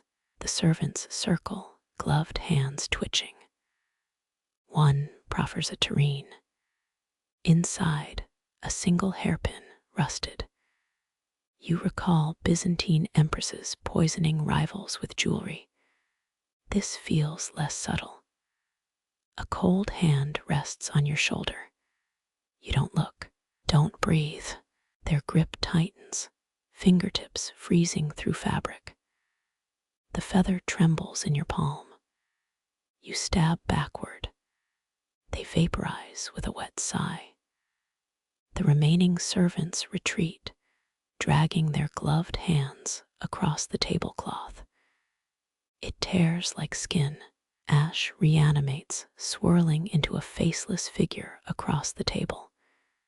It gestures to the peacock's remains. Main course. Compliments of the chef. Its voice grates, a match strike on bone. You pocket the hairpin. Allergic to failure, also metaphor. The figure leans forward. Ash cascades from its eyes. Dine or decline. The feast persists. You stand. The chairs snake toward you, legs bending in impossible joints. The feather's ink drips onto the tablecloth. It spreads, a stain devouring the tableau. Servants screech. Platters invert. The peacock's skeleton reassembles backwards. You back toward where the entrance was. A wall greets you, cold stone veined with bioluminescent mold. The banquet fades, replaced by a single stool and a teacup. Steam rises in the shape of your initials. Encore, hard pass. The teacup shatters, the Moor swallows the sound, and the last crumbs of the unseen banquet. Your boots find familiar heather. The feather smolders, then crumbles. Down your throat, the aftertaste of moth wings and unanswered invitations. Heather crunches underfoot, a brittle percussion in the moor's endless exhale. Ahead, trees twist into archways, branches braided like lovers' fingers frozen mid-argument. Their bark glows faintly, cellular respiration, cranked to eldritch. You smirk, trees pulling double shifts as nightlights. OSHA violation or avant-garde landscaping. The nearest trunk pulses, a lazy middle finger in cellulose. Roots snake across the path, thick as anacondas fed on moonlight. They coil around your ankles, gentle, insistent. Resistance feels absurd, like arguing with quicksand. You recall Victorian surgeons using willow bark for pain relief, proto-aspirin steeped in tea. These roots, more interested in relocation services. A root taps your shin, impatient tour guide. You step onto the living lattice. It creaks, wood grain humming a lullaby older than Canterbury Cathedral. Moss cushions your tread. Pocket the snark. This deserves silence. Even your shadow yawns. The canopy thickens. Stars filigree through leaves, constellations rewritten as connect the dots puzzles. Your neck prickles. Historians still argue whether Neolithic stone circles mirrored sacred groves, or vice versa. The answer: probably baked into the root system, currently reknotting your shoelaces. Something crunches in your pocket. The banquet's hairpin, disintegrating. Rust flakes drift downward, seeding tiny mushrooms where they land. You cough, spores taste like grandma's attic and broken promises. 5-star mycology experience. Yelp this. Spectral waitstaff. Bioluminescent beetles spiral past, living sparklers. One alights on your wrist. Its shell flickers Morse code. LET Geo, you snort.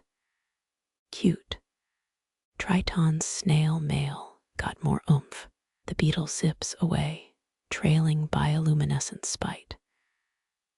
Roots tighten, not painful, just inescapable. Your strides grow shorter, clockwork toy winding down. Bark patterns shift, hypnotic spirals that predate Vegas casinos. A memory surfaces, mom's porch swing, fireflies, lemonade spiked with rebellion. The roots hum louder, lullaby merging with your pulse. You stumble. Knees sink into mulch that sighs like a contented cat. Above, branches drip resin, amber globules preserving ancient gnats mid-bite. Quirky fact, Renaissance apothecaries sold forest tears as love potions. Results included 2 marriages, 3 dual fatalities, and 1 particularly litigious goat. A root nudges your palm, prehistoric Roomba herding dust bunnies. You yield. The archway's apex looms, knotted wood framing a slice of Starfield. Wind carries the Gatekeeper's scent, petrichor, and something fiercer. Napoleon's exile. St. Helena's soil probably reeked like this, damp ambition and oceanic spite. Your heel catches. Glance back, roots have woven your boot treads into the path. Souvenir fee. Bold move. The Moor's breath quickens, air ripe with impending rain. First drops strike your forehead, warm as blood, cool as regret. The archway's threshold thrums. Step through, or let roots sculpt you into furniture. Your lungs ache. You choose forward.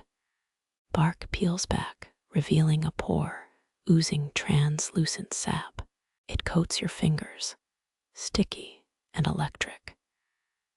Medieval peasants believed touching sleeping trees invited prophetic dreams. You just want hand sanitizer. Beyond the arch, a clearing where trees kneel, crowns pressed to earth. Their roots churn soil like ancient chefs kneading dough. One trunk splits open, a hollow brimming with liquid shadow. It ripples, reflecting no stars. The hairpin's last fragment dissolves. Your pocket now holds feathers and resignation. Roots release you, sliding away with the shame of pickpockets caught mid-theft. Your first free step, ankles bark scuffed, socks full of forest floor. Above, constellations spin, a disco ball for titans. The Gatekeeper's breath gusts, shifting from petrichor to bergamot and gunpowder. Some debate whether Great War trenches used perfume to mask corpse stench. Here, the air rewrites history with every inhale. A root bursts upward, cradling a stone tablet. Moss carpets its surface, except one patch. You brush debris away. Carved letters swim into focus. Who watches the sleepers dreaming? Below 999 notches, you add the 1000th with the hairpin's ghost. Thunder groans. The hollow tree's shadow pool overflows, lapping at your toes. Cold seeps through leather, a chill no campfire could vanquish. You recall Inuit legends of sapient glaciers. This feels related. Lightning fractures the sky. For half a heartbeat, the clearing mirrors Versailles, hall of mirrors, roots glinting gold, your reflection multiplied into infinity. Then darkness slams shut. The trees resume their silent vigil, and your watch begins anew. Raindrop Eyes blink above, constellations unraveling like dropped stitches. Your palm throbs, that hairpin's phantom itch now a drum solo. A star shudders loose, molten silver bleeding across the black. It falls slow as a pendulum swing. You catch it, instinct trumping survival. Heat licks your skin, not pain, but the sting of realizing you left the oven on. The silver cools, a raised scar, mapping unknown lands. Historians still argue whether the Antikythera mechanism tracked eclipses or just calculated Olympic bet odds. Your new brand pulses, timekeeper of deeper games.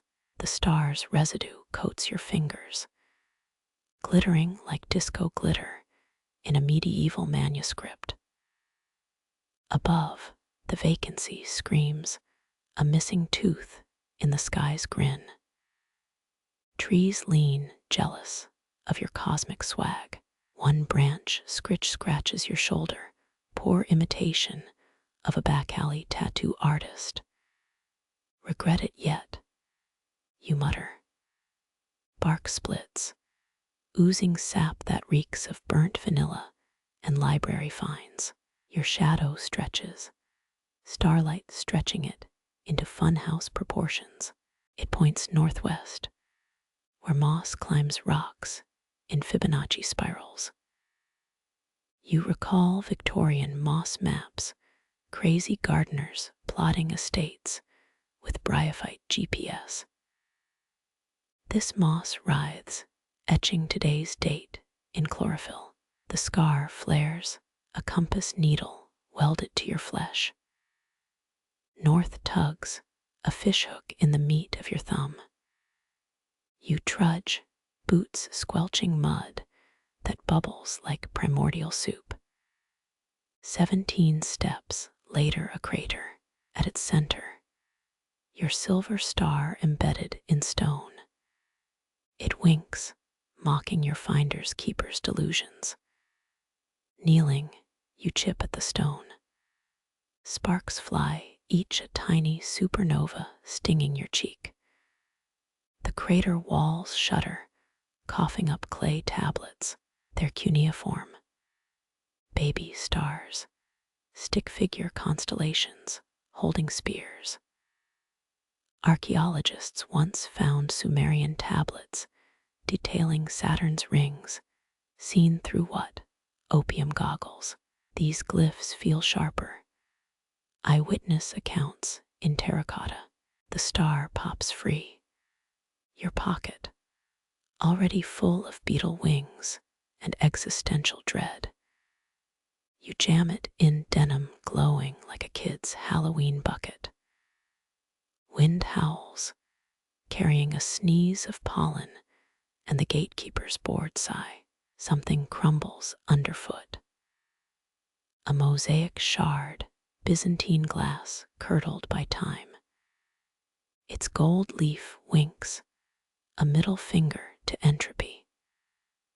Quirky fact, Emperor Justinian's architects sprinkled crushed mosaics into mortar petty vengeance against future renovators. You pocket the shard, adding theft to tonight's resume. The star burns hotter, denim smoldering. You fish it out, blisters blooming like lilies. Should sprung for asbestos pockets, you gripe. The scar on your palm sears in sympathy. Twin flames gossiping across your nerve endings. Clouds clot above drifting Rorschach blots. Rain filters down lukewarm tea steeped in stratospheric spite. Lightning forks, a shattered mirror reflecting your face 17 times. Each version mouths different words, oracle. Thief, librarian, fool. The ground slurps at your boots, hungry for more rolls to digest. Your scar tugs northwest again. You follow past a boulder split by lightning. Its core glows, cracked geode full of fossilized fireflies. Aztec priests once ground similar stones into vision-inducing powders. Results: 1 accurate eclipse prediction, 6 hallucinated jaguars, and a very confused conquistador's diary entry. The star throbs in sync with your steps, Frankenstein's Fitbit, moonlight puddles in your footprints, liquid mercury inviting theft. You hum a sea shanty, something about drowned sirens and tax evasion. The scar flares, approving the vibe check. Trees thin, revealing a dolmen gate. Its capstone drips starlight, molten glitter pooling in the grass. You hesitate. Neolithic tomb. Alien bus stop. Real estate agents wrote charming fixer-upper with astral views either way. The star levitates, pulling your arm like a dog spotting squirrels. You lunge, fingertips brushing the capstone. Engravings ignite, Celtic knots igniting into equations. Your scar sings, duetting with the monolith's bassoon hum. Air pressure drops, ears popping like champagne corks. The dolmen shivers and folds, space crumples, origami nightmare rippling outward. You drop the star. It hovers a disco ball at the universe's worst party. Light fractalizes, slicing shadows into stained glass propaganda. When the sparkles clear, you're holding a spear. Or it's holding you. The shaft thrums, Neolithic Wi-Fi uploading constellations into your marrow. Your scar burns, brand upgraded to admin privileges. Some debate whether ancient astronomies were maps or prayers. This feels like both user manual and hymn coded in gamma waves. The spear tip glows, etching your name in a language of supernovae. It tastes like peppermint and static. End credits, rolling on a palimpsest. Gatekeeper's breath gusts, shifting from gunpowder to lemon pledge. Your knees buckle not from fatigue, but the weight of epilogues written preemptively. Rain resumes, washing star resin from your hair. The spear dissolves, granules trickling into soil like reversed snowfall. Above, the missing constellation reignites. It's ST, a RRY, Chinese letter, Chinese letter, Chinese letter, Chinese letter, Chinese letter, Chinese letter, Chinese letter, Chinese letter, Chinese letter. Its starry vowels cursing your meddling. The scar on your palm silences, a satisfied pupil after dumping its textbook in a lake. Northwest still tugs, but your pockets jingle with stolen cosmos. You click your teeth, the sound echoing like a key turning. Somewhere, a lock exhales, and the Moor dreams on. Moisture clings to your ribs, the Moor's breath frosting your spine. Shadows pool at your feet, thick as stage tar. They rise, silhouettes congealing into something choral. The first note hums in your molars, a bass line tuning your skeleton like a cello. You try stepping back. Roots cinch your ankles, polite as concert ushers. The shadows sway, ragged edges blending into robes. Their hoods billow no faces, just the afterscent of snuffed candles. One figure raises a hand.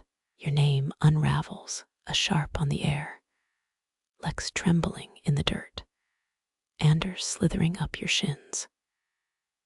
Historians still argue whether Gregorian chants were medicinal or just early ASMR. This choir's motives feel clearer, their harmonies flaying your edges.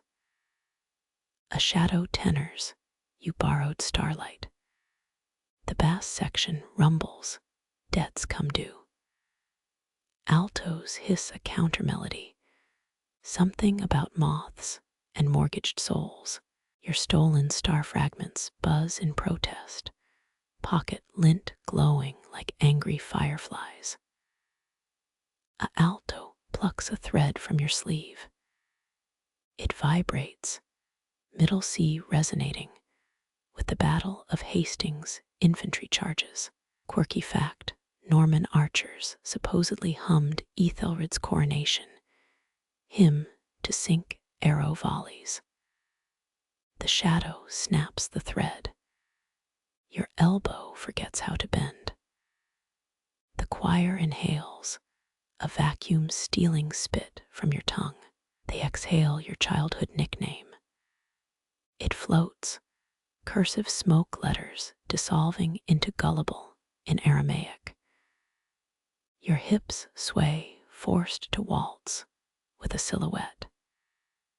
Its hand burns, 16th century Spanish Inquisition sunburns. A shadow soprano giggles, the sound of ice cracking over a well. Encore, you rasp. Bad move. The choir stills. Hoods tilt, voids studying a lab rat. Your teeth clack Morse code, SOS, mixed with spam email subject lines. The bass shadow coughs, a sound like coffin hinges.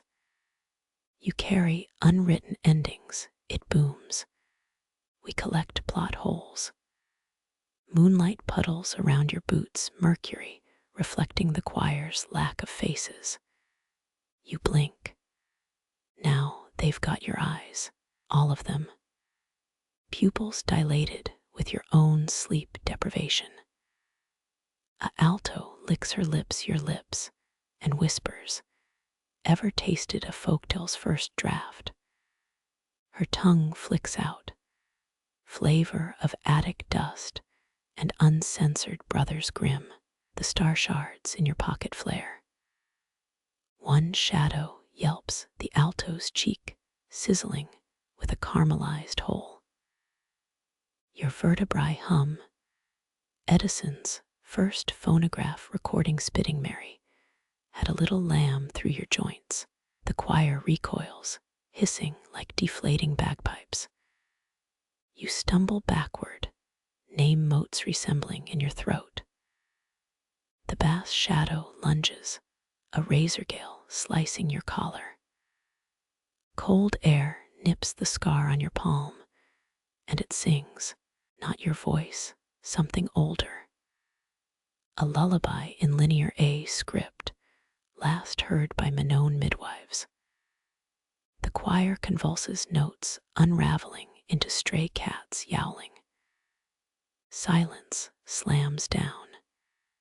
Your knees hit peat, breath sawing through the quiet.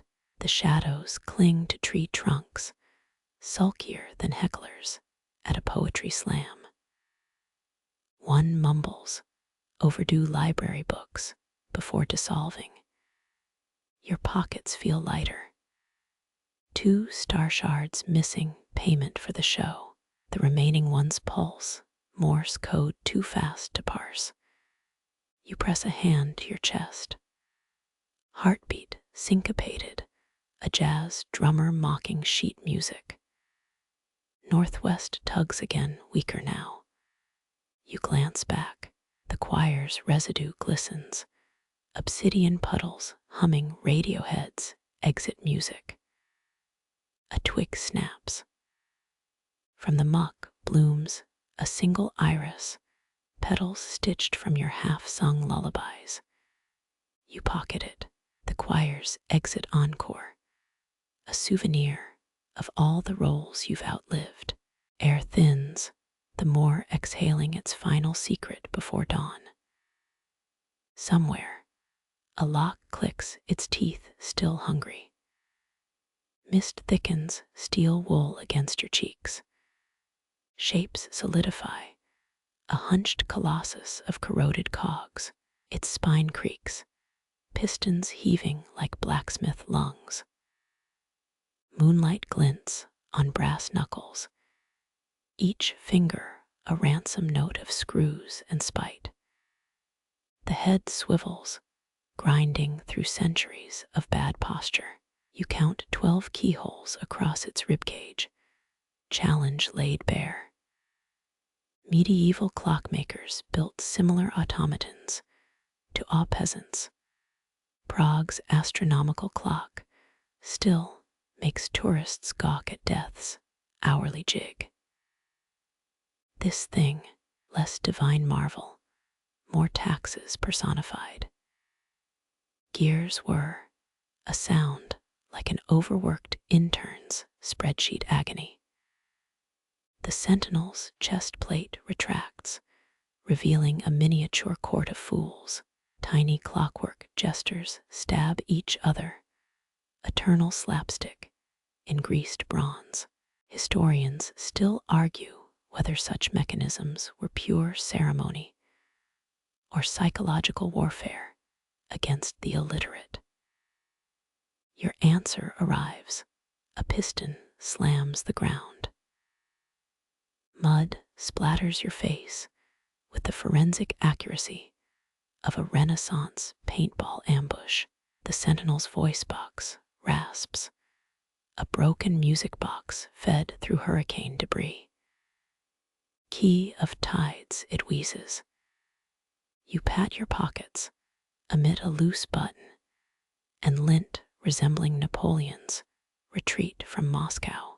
The sentinel's eye lenses dilate, tarnished opera glasses fogged with disdain. Wrong answer. Its arm whirs, a trebuchet of screeching metal. You duck as a gear whistles overhead, decapitating a thistle with Swiss precision. Fringe theorists claim the Voynich manuscript contains clockwork schematics for temporal wine presses. The sentinel's mechanisms suggest they weren't entirely wrong. Cogs spin, etching equations into the mist. You recognize Planck's constant and the grocery list of a 14th century nun.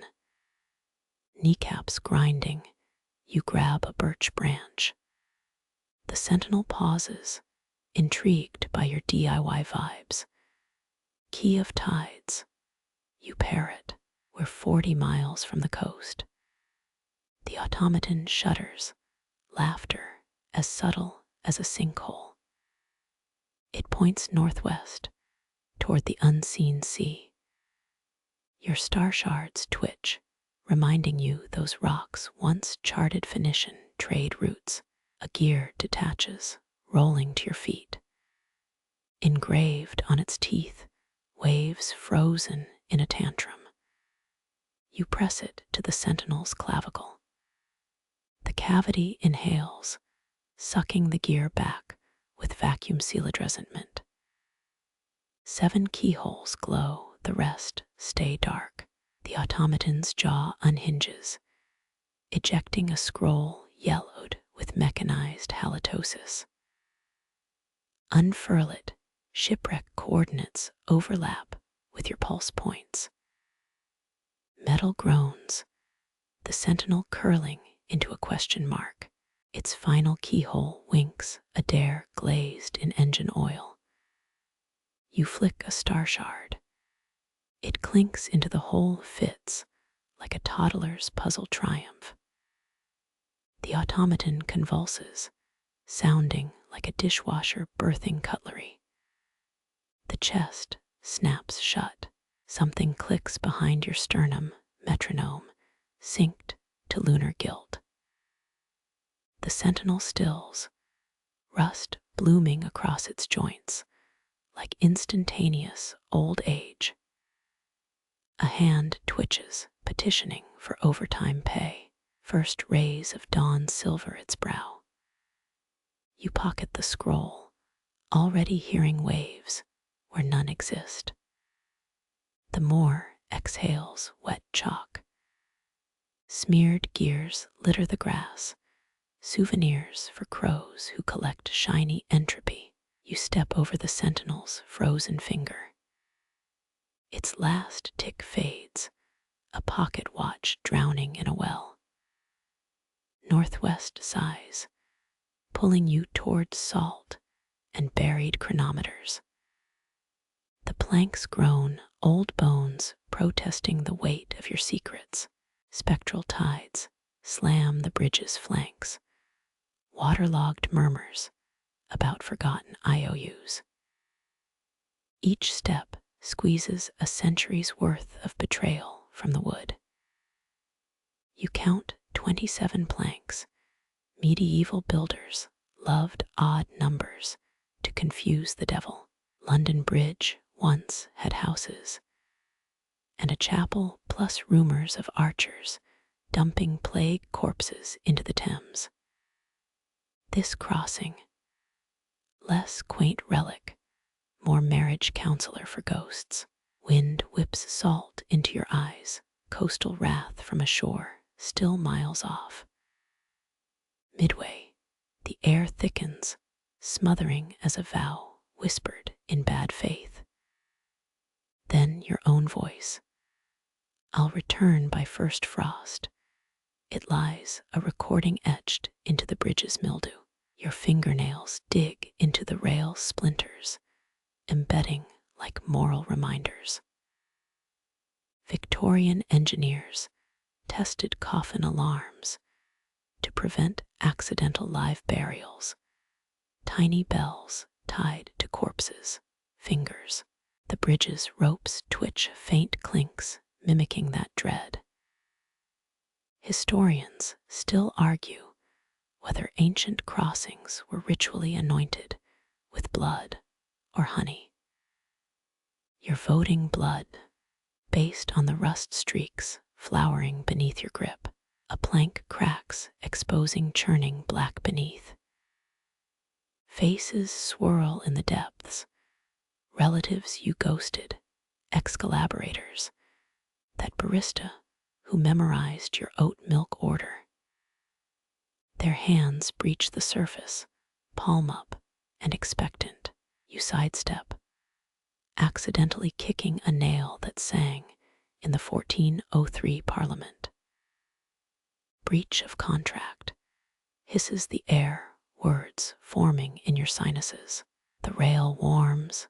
Incan suspension bridges used grass ropes thicker than a king's arrogance. This one's lurching suggests it skipped its fiber intake. Another plank explodes, sending shards into your shin. You crouch, inspecting the wound. Grain patterns resemble censored treaty clauses. The bridge shudders, offended you're not clot adjacent yet. From the void below, a wet snap. The sound of a promise backfiring mid-swear. Something tugs your bootlace. Glance down, a seaweed noose coiling toward your ankle. You yank free, losing a soul to the brine. The bridge isn't collapsing, it's curating, collecting debts in souls and souls. Halfway back, your voice returns. I'll burn it all for you. It croaks, a love letter doused in lamp oil. The wood groans louder. Can't believe you dared double-spell that lie. Fog congeals ahead, a wall of forgetfulness with bad posture. You plunge through, mildew invading your pores. The far side hovers, a charcoal sketch trembling in the gale. Touchdown, gravel grinds like shattered wedding china. Turn back, the bridge has vanished. Only mist remains, and the aftertaste of a champagne toast gone vinegary. Somewhere beneath the waves, a dozen soulless shoes clap sarcastically. Northwest still tugs, its salt now laced with petty vengeance. The salt crust cracks underfoot each step, releasing vinegar-scented puffs. Northwest pulls harder now, a lodestone lodged in your gut. Twilight ripples, you've crossed into a zone where flowers grow upside down. Roots claw at air petals, drilling into the spongy earth. Your heel sinks, ankle deep in grit that whispers. The ground softens, boots sinking into what feels like powdered bone. Persian kings planted night-blooming gardens to impress drunken guests, dubious flex. But your tax dollars at work. Here, the blooms yawn open, petals black as neglected inkwells. They swallow torchlight, digesting it into a dull green phosphorescence. You kneel, fingertips brushing a blossom's velvet throat. Nectar beads up, thick as congealed syrup. It stains your skin, indigo streaks mapping veins. Victorian plant, hunters reportedly heard mandrakes scream when uprooted. Others just had bad gin. These flowers stay mute, but their scent drills into your sinuses, cloying sweetness, undercut by the tang of rusted nails. A petal brushes your lip cold as a surgeon's scalpel. Reflex makes you lick it. Flavor detonates, honeyed figs dipped in laudanum. Botanists still argue whether the Roman silphium plant went extinct from overharvesting or just got shy. Your tongue numbs, words slur into vowels.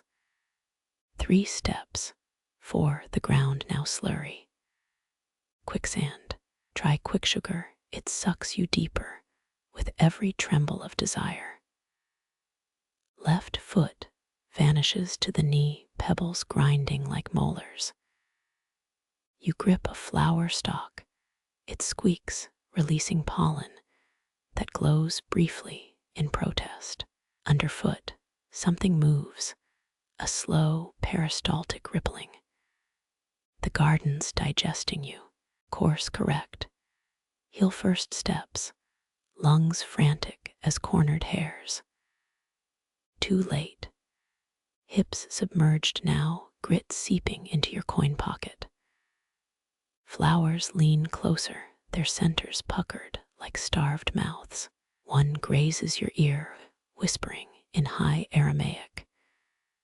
You catch the word forgetfulness, or was it fertilizer? Hard to tell with a narcotic tongue. A root snakes around your wrist, gentle as a lover's bracelet.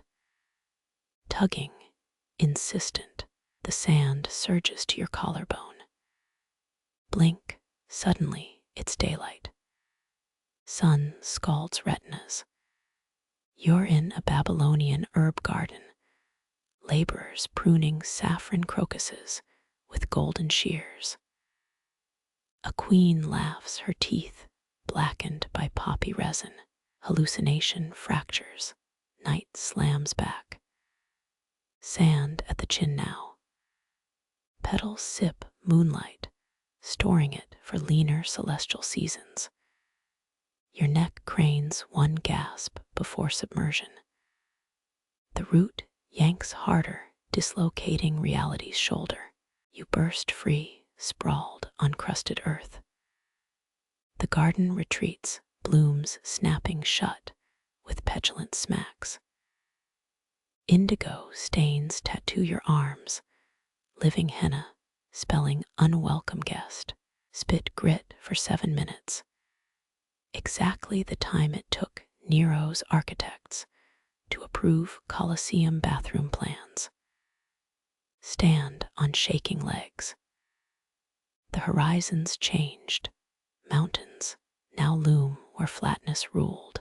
A petal clings to your shirt, shriveling into ash as you watch. The petal's ash drifts groundward, drawing your eye to water blacker than a bishop's robes.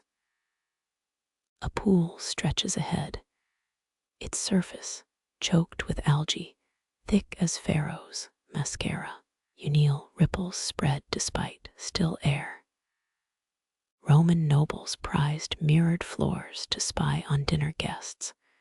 Toga malfunctions as evening entertainment. Your reflection blurs, then snaps into focus. But it's not you. A face swims up features eroded by silt. Eyes white as peeled eggs. Mud blooms in its mouth, a swampy rose. More emerge, crowding the water. Beards braided with leech's hair, knotted with barley grains. One resembles your third-grade teacher if she'd drowned in a peat bog. Historians still argue whether Neolithic bog bodies were ritual sacrifices or really bad swimmers. Mist rises, stinking of wet rye bread. The nearest face parts its sludge lips. Ah, sound bubbles up, a wet gurgle. You lean closer against every instinct screaming nope. Fingers breach the surface, skeletal, draped in duckweed. They brush your chin cold as an Arctic credit card. Backpedal. Too slow, the pool lunges, water arching like a starving throat. Liquid slops over your boots, alive with wriggling glyphs. The faces chant their vowels waterlogged. You catch drown and exchange rate. One line's clear, breath for breath. Your lungs hitch, something prickling in the bronchi. Medieval plague doctors thought mirrors stole sickness, and occasionally your soul's Wi-Fi signal. Cough, black silt sprays your palm. The pool licks your wrists, eager as a prom night addict. Reach for a rock, it dissolves into frogs. The water's edge creeps higher, now tickling your kneecaps. Reflections mimic your panic, flailing in silent, slow motion. A face surfaces wearing your exact hoodie, mouth sewn shut with catgut. Irony's a bitch you'd kill for duct tape right now. Stumble backward, heel catching on a root. Your fall is graceful, if grace means starfish impersonation. The pool retreats hissing. Air floods your chest, scratchy with phantom silt. The faces watch, disappointed realtors showing a cursed timeshare. On your feet, shake off residual muck. The pool still hums, a fridge full of spoiled milk. One reflection lingers, a woman in Byzantine silks. She mouths later, bet she says that to all the mystically harassed. Your pocket jingles, a smooth stone lifted without consent. Toss it. The pool swallows the offering, burps a bubble shaped like the eye of Horus, safe to assume you're banned from Egyptian cruise packages forever. Northwest tugs again, your compass liver doing overtime. The mountains loom, their peaks jagged as broken molars. You walk. The pool's whispers cling like wet socks. 3 facts. 1, silt now flavors your saliva. 2, reflections can hold grudges. 3, never trust water that winks. The stolen stone burns your pocket, a guilty ember. Ahead a cairn rises, stones stacked like a toddler's block tower gone feral. Lichen crawls across their faces, green veins swallowing runes. Ancient Celts piled rocks to mark graves, or maybe just really committed to mediocre art. Your fingers brush the pebble, its edges thrum. 1,000 unspoken words press against your teeth, gums aching with held confessions. Step closer. The cairn exhales spores smelling of library books and unwashed choir robes. One stone whispers liar. Another hisses coward. The third just belches. Historians still argue whether stone circles were holy sites or Neolithic group chats gone silent. Your pebble twitches, itching to join its cousins. Toss it. Too late. It rockets from your hand, embedding itself in the pile. The cairn groans, shifting like a bored cat. Carvings ripple across the stones, Ogham script squirming like earthworms. You squint. One glyph suggests regret. Another spells mortgage. Quaker communities once built spirit prisons, stone chambers to trap restless ghosts. This feels similar, but crankier. Pressure builds in your sinuses, the air thick with stifled apologies. Your tongue fuses to your palate, sweet and sticky as candle wax. A voice grinds from the rocks, speak your unsaids, or choke on them. You cough, black wax splattering your sleeve. The pool's silt still coats your throat. Say something, your jaw creaks. What spills out? I never finished War and Peace. Pathetic. The cairn vibrates, pebbles raining down. Not good. Your left pinky locks up, joints stiffening into amber. Oh hell no, you'll die here as a human paperweight. Think medieval nuns wrote forbidden thoughts on lead tablets, then folded them until the words suffocated. Dig in your pack, a gum wrapper. Scrawl, I hate spiral staircases with mud. Crumple it, toss it into the cairn's crevice. The stones shriek your confession, too small, too petty. Amateur move. The ground quakes. Slabs topple, revealing a hollow core. Inside, a clay jar sealed with beeswax. Break it open. Your hands move without permission. Dust erupts, smelling of burnt hair and tax audits. Inside, papyrus fragments. One reads, I envied my brother's goats. Another, the moon isn't real. New Agers claim stacking rocks opens interdimensional portals. Looks like someone's spam folder got stuck in hours. Wax clots your nostrils now. Primal urge, howl every secret since childhood. But the cairn wants specifics. Swallow spite, force raw truth. I threw away my sister's Tamagotchi. Air hisses from the stones, a pressure valve releasing. Your jaw unglues. Keep going. I laughed at Grandma's funeral. The cairn brightens, moss blooming violet. Last one, I still don't know how tides work. Silence. Then laughter. Stones roll like drunk tumbleweeds. The largest slab splinters, unleashing a sound. Not a scream, a single sustained F-sharp. Your fillings rattle. Teeth click Morse code, SOS. The note fades, leaving your eardrums whimpering. The cairn collapses, a rock slide of grudges set free. One pebble remains, the one you stole. Pocket it. It's already back in your coat, throbbing like a rotten tooth. Walk, your tongue feels sodden heavy with words you'll bury deeper. The Moor watches eternally. Always, the walls breathe inhaling until your ribs creak. Stone licks your elbows, warm and damp as a stray dog's tongue.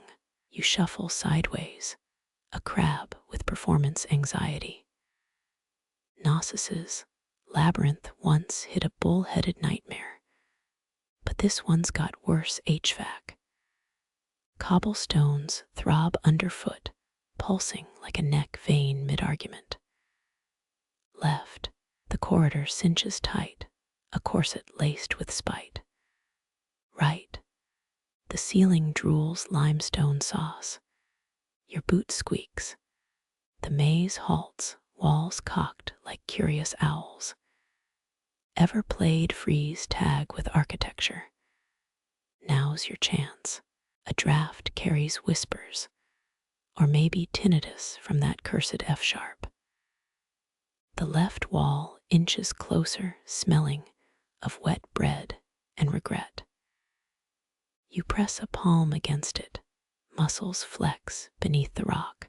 Historians still argue whether ancient labyrinths were meditation aids or just rich people's escape rooms.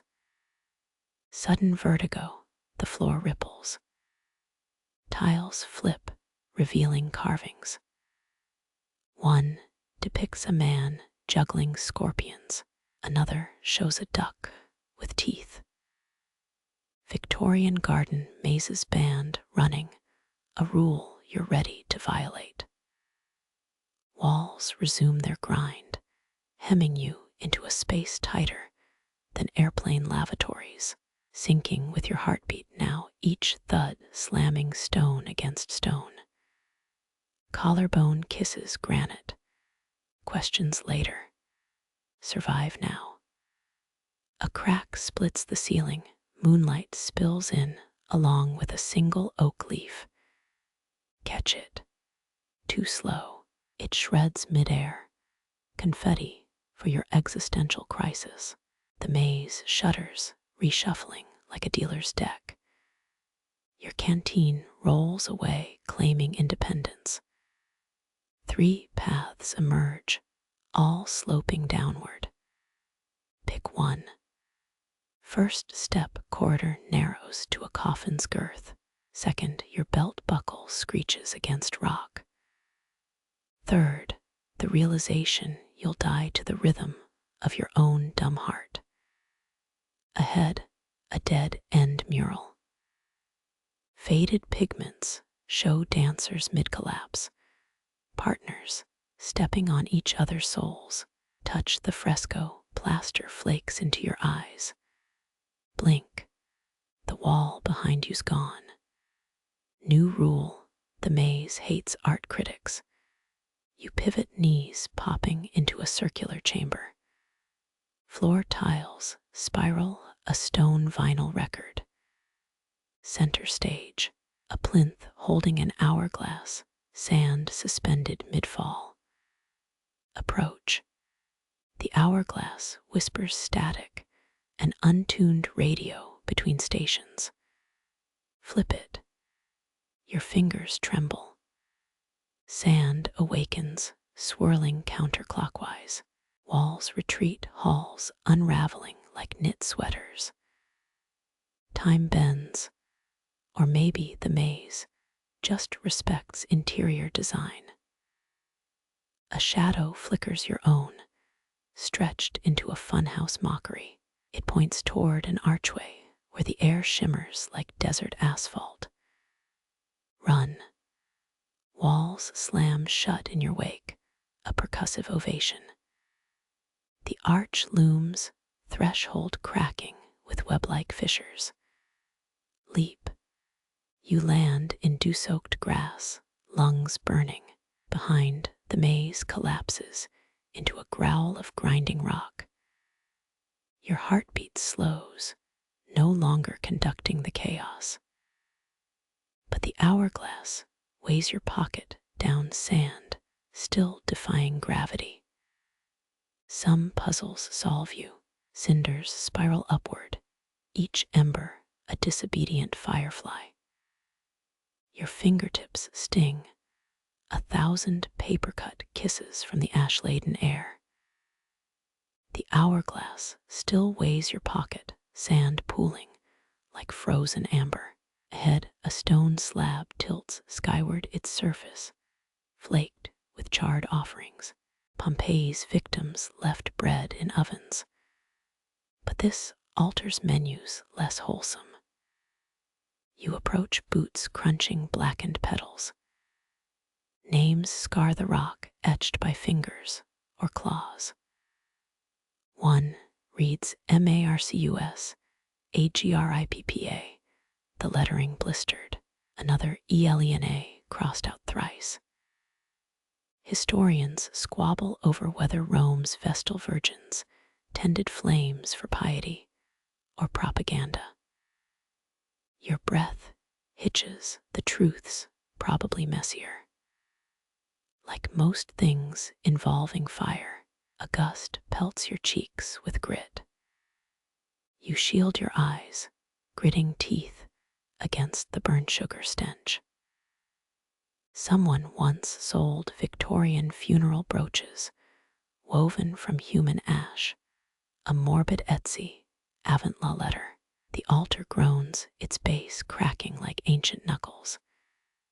Embers coalesce, forming a handprint-sized hollow. Your regrets stir, a grocery list of stupid choices. You pull the hourglass free. Sand glows, molten gold defying physics or common sense. Scatter it, the air hums, a microwave finishing its cycle. Your thumb hovers. Remember that time you lied to a blacksmith about liking his daggers? Yeah, that regret's first in line. The grains hit the altar, popping like corn kernels. Flames erupt, not orange, not even red, ultraviolet. Your shadow crisps onto the slab, a charcoal stick figure mid-scream. Heat licks your wrists, you half expect scales. Blisters bud, but don't burst. Cleopatra drank pearls for power, you'd settle for aloe vera. Wind shrieks, a tea kettle left on eternity's stove. The fire twists, forming shapes. A horse with too many legs. A shattered mirror. Your third-grade teacher's disappointed frown. Ash collects in your collar, gritty as existential dread. You cough a laugh. Pyrotherapy's overrated. The slab trembles. Names ignite, each letter a fuse. Marcus Agrippa detonates first, sparking Roman siege engines in miniature. Elena follows, a bloom of violet chrysanthemums that melt into acid rain. Your own regrets smolder, half-hearted flames feasting on embarrassment and unpaid IOUs. One memory flares brighter, the lie that still tastes of metal. Fire leaps to your sleeve. You swat it, smearing soot across linen. Too late. The fabric dissolves, revealing skin tattooed with glowing sigils. They throb, but feel oddly familiar. Carthaginians, branded traitors, though yours resemble IKEA instructions. A cinder nestles in your ear, whispering coordinates. Latitude, regret. Longitude, mend. The altar collapses, a sandcastle at high tide. Embers swirl upward, forming a helix of char and light. Your shadow peels off the slab, waving goodbye with too many fingers. Pocket the hourglass. Empty. Its absence leaves a void, and the faint scent of lavender. Dawn cracks the horizon, a yoke sliding into obsidian. You turn, the Moor stretches unchanged. Or maybe you've just been edited. Some burns fade, others rewrite you. Time to walk. The Moor's mist thickens, coiling around your shins like house cats hungry for attention. A shape emerges, a child cradling something metallic. Their hair whips wild, a dandelion clock surrendering to the wind. The key in their palm glints, rusted teeth bent as promises made during happy hour. You kneel, knees creaking in protest as they press cold iron into your hand. Medieval keys weighed a pound or more. This one feels heavier. Their smile flickers, a faulty neon sign. Payments needed, they chirp, voice like gears grinding flour. Something you haven't lost yet. Your pockets hold lint and existential questions. The wind yanks at your collar, impatient. Tudor locksmiths crafted puzzle keys for nobility, metal roses that bloomed at midnight. This relic smells of wet dog and wishful thinking. You tilt the key, its teeth snag moonlight. What memory? Moss creeps up your bootlaces. The child giggles, a sound that curdles milk. The one you'll regret tomorrow. Historians still argue whether griffin carvings on abbey walls were pious symbols or inside jokes. Their pupils flex, vertical slits now. You'd bet on option 3, spite. Coins materialize in their palm, 18th century Spanish silver. The edges blur like memories dissolving in vinegar. All sales final, they sing. No refunds if your future self cries. A moth lands on the key, wings disintegrating into eyelash flakes. You smirk. Terms and conditions need work. They pluck a hair from your temple, holds it up like a trophy. Collateral, they purr. Your scalp tingles, the follicle's absence already mourned. Victorian sleepwalking parlors charged tuppence for staged midnight labyrinths. Clients swore they'd met ghosts. The child's grin widens, an elevator door stuck open. The key bites your palm, drawing a bead of blood that floats upward. Red becomes prism, becomes Rorschach blot, becomes a map of veins you'll hemorrhage in 2043. You blink, the vision extinguishes. 7-year-old you waves from a distant bike crash. Not that one, the child snaps. Deeper. Mist solidifies into walls, a hallway with too many right angles. The key twitches, compass needle drunk on polarity. Cobblestones squirm underfoot, their cracks spelling out merci and me culpa. A gargoyle leers, its tongue a chiseled funnel. Medieval churches used rainwater runoff as de facto gargoyle pee. This one's definitely smirking. The child stops. A scarred oak door materializes, its keyhole shaped like a screaming mouth. Your fingers tremble. Insertion feels like confessing to a crime you'll commit. The lock clicks, a bone cracking in reverse. Behind the door, a meadow.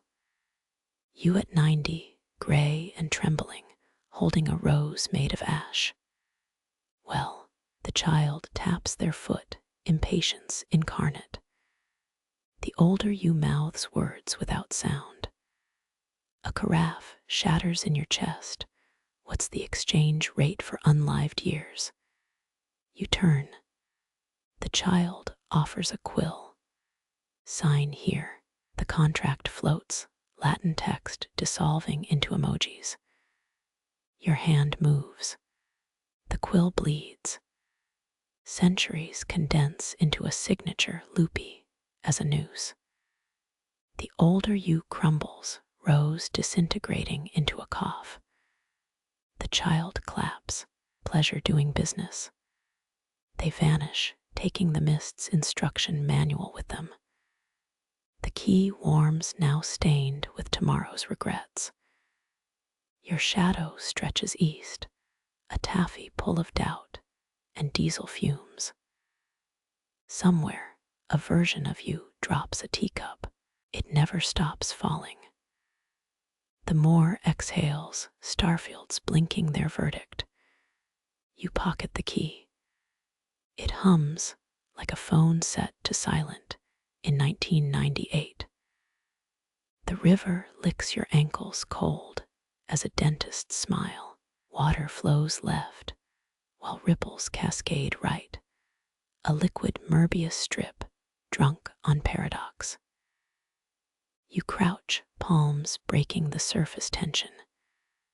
The reflection shows your mouth moving, but no name escapes. Sumerians pressed cuneiform receipts into clay inventory lists for barley and human titles. This streams a bankruptcy ledger. A fish brushes your knuckles, translucent, its spine glowing like bad Wi-Fi signal. Historians still argue whether Babylonian name rituals could bind souls to clay shards. The fish dissolves, letters A through L floating away. You swat at an M. It sticks, wriggling like a tadpole made of ink. Alphabetical orders, a pyramid scheme. You always hated middle school. Your shadow stretches across the current, its edges fraying into calligraphy. Kokunkyo manuscripts in 8th century Japan, burned names of the disgraced, ashes dumped in rivers, just like this. A pebble arcs overhead. You don't throw it. The splash spells liar in braille bubbles.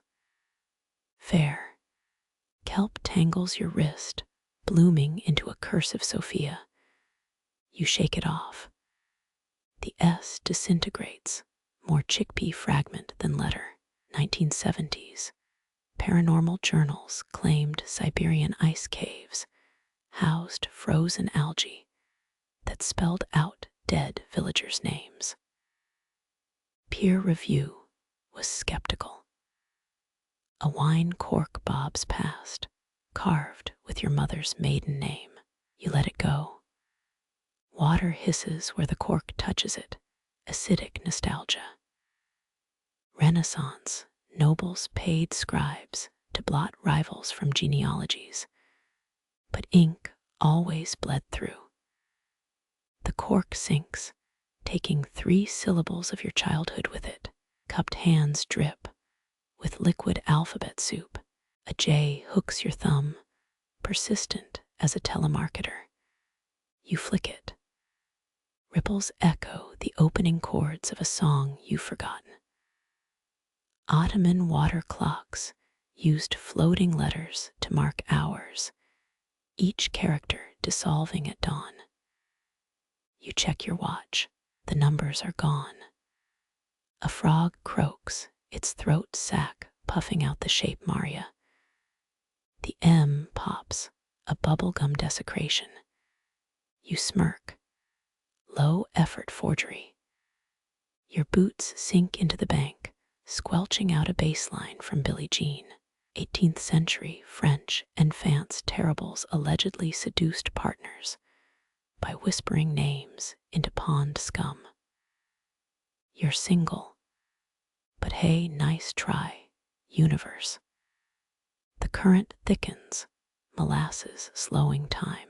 You spot a tooth drifting by, molar etched with Vasco da Gama. Apocryphal, probably.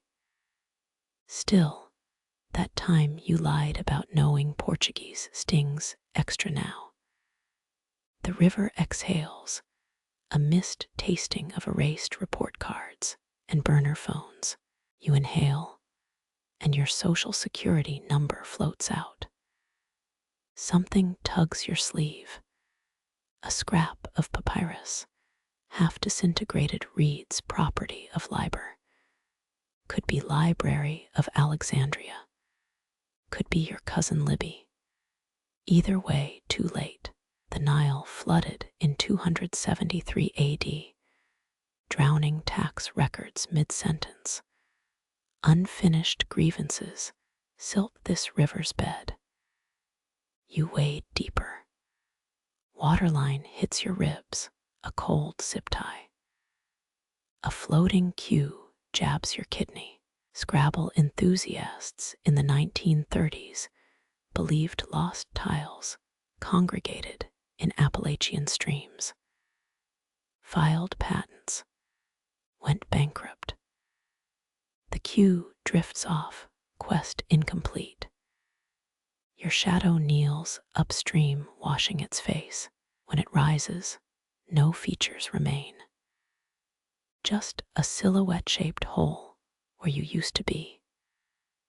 Paleolithic handprints in Chauvet Cave lack fingerprints, artists scraping off identity to commune with spirits. Your shadow nods, then dissolves into the undertow. The river narrows, a namesake noose. You brace for the chokehold. Instead, quiet, calm as a deleted search history. You climb the bank. Drips from your clothes spell ephemera in the mud. It rains. The word washes away. Somewhere downstream, a version of you bottles this water. Labels it essence of who even cares anymore. Sells it on Etsy. 5-star reviews mention renewed karma and lighter grocery bills. You keep walking. The Moor's starlight feels different now, less like pinpricks, more like eraser dust. The hollow where your heart should be clenches, air whistling through like a broken church organ. You press a palm to its ribs, something echoes, not sound, the absence of it, a vacuum hungry for confessions. Ancient Egyptians weighed hearts against the feather of mad, but yours. Scales tip toward the ghost of an IOU. A lie slips out before you can bite it back. I always return library books on time. The cavity shudders, your fib condenses into smoke rings. They bloom, each gray orb showing your 9th grade self, pocketing a dog-eared Vonnegut. Historians still argue whether Marie Antoinette's "let them eat cake" was mistranslated slander or prophetic meme. Your smoke rings agree on nothing. You try another. I've never envied anyone. The hollow booms, a subwoofer dropped down a well. Echoes shape into your cousin's graduation, your smile tight as piano wire. A 1904 medical journal claimed hollowness could be cured by swallowing magnets, aligning internal compasses. You cough. A paperclip sticks to your tongue. Rain slips through the cavity, drops sizzling where they hit the void. Napoleon's autopsy recorded a small, shriveled heart, textbook trivia, until your fingers brush the same parchment-dry tissue. You whisper, "I'm fine alone." The lie curdles custard sliding off a spoon. 17th century, widows wore mourning rings with their husband's hair. Your ring finger itches, bare and defiant. A truth ambushes you. I miss her. The hollow spasms. ejecting the words like expired coupons.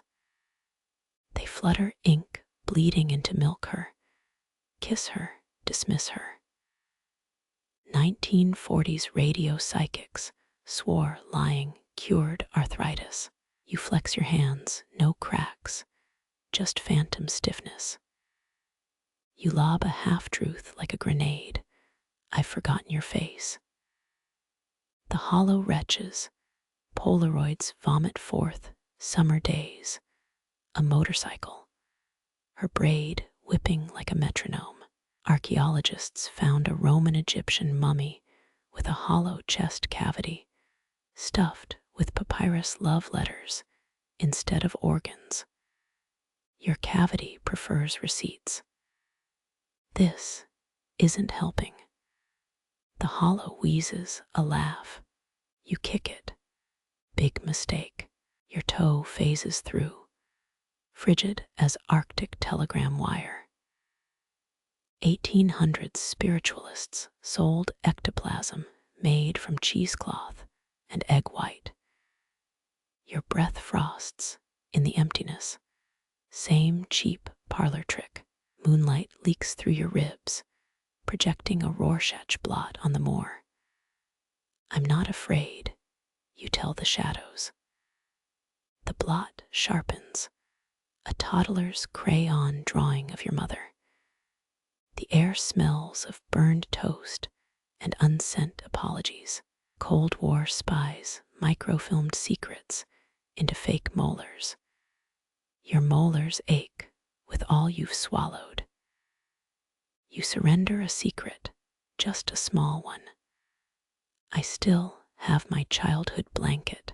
The hollow hiccups. A scrap of flannel tumbles out, washed so thin it's just a memory of texture. Victorian surgeons diagnosed hysteria by prodding women's ribcage.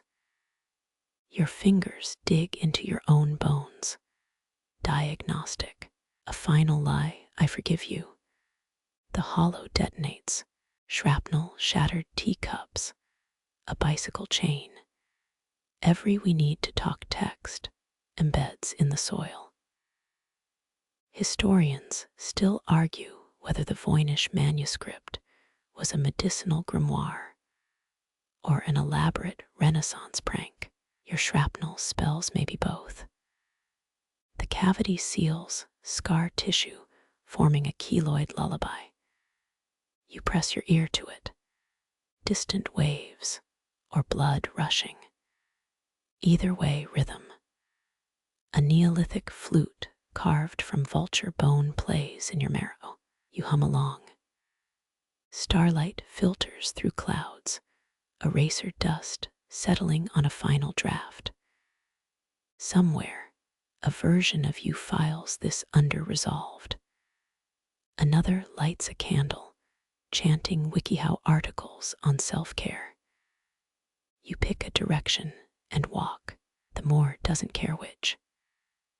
Rain resumes, washing the word hollow from the sky. The hood slips slow as a century's first blush of dawn. Fabric whispers across your cheek.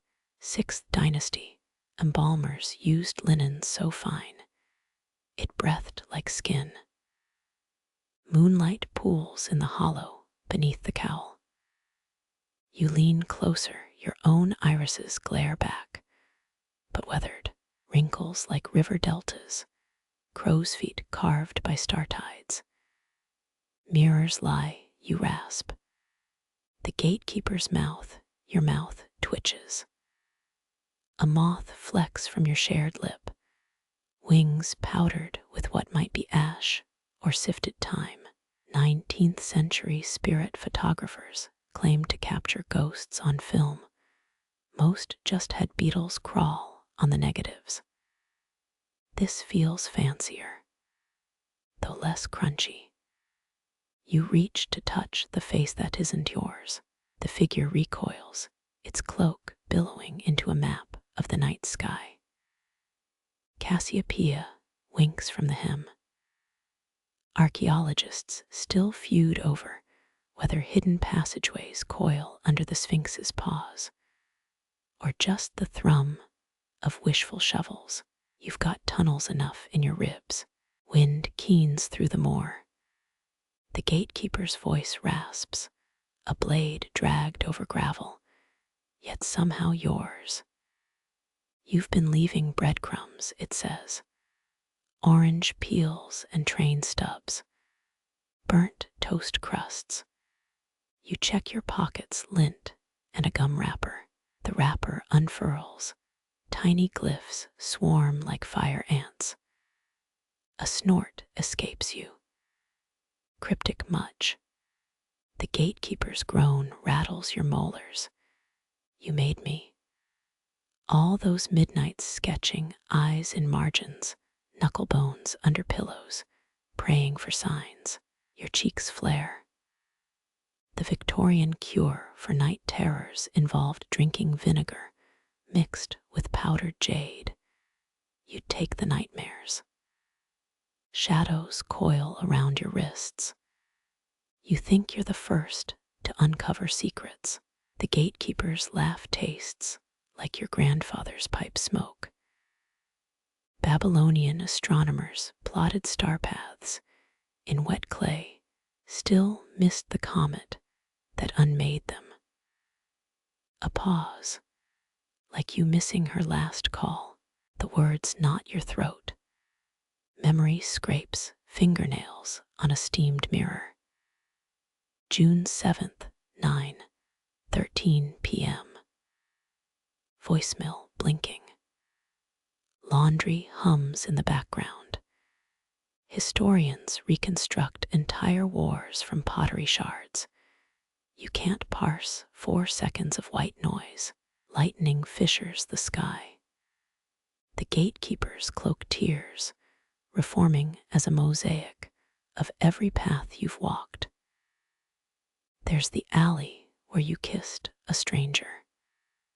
The highway rest stop where you sobbed over bad coffee. That one cursed bench outside the IRS office. Your life equal parts meh and cosmic vertigo. Why the hood? You snap. The gatekeeper tilts its your head. You weren't ready to see. A falcon screams somewhere. 13th century alchemists wore veils during rituals, not for mystery, but to avoid inhaling mercury fumes.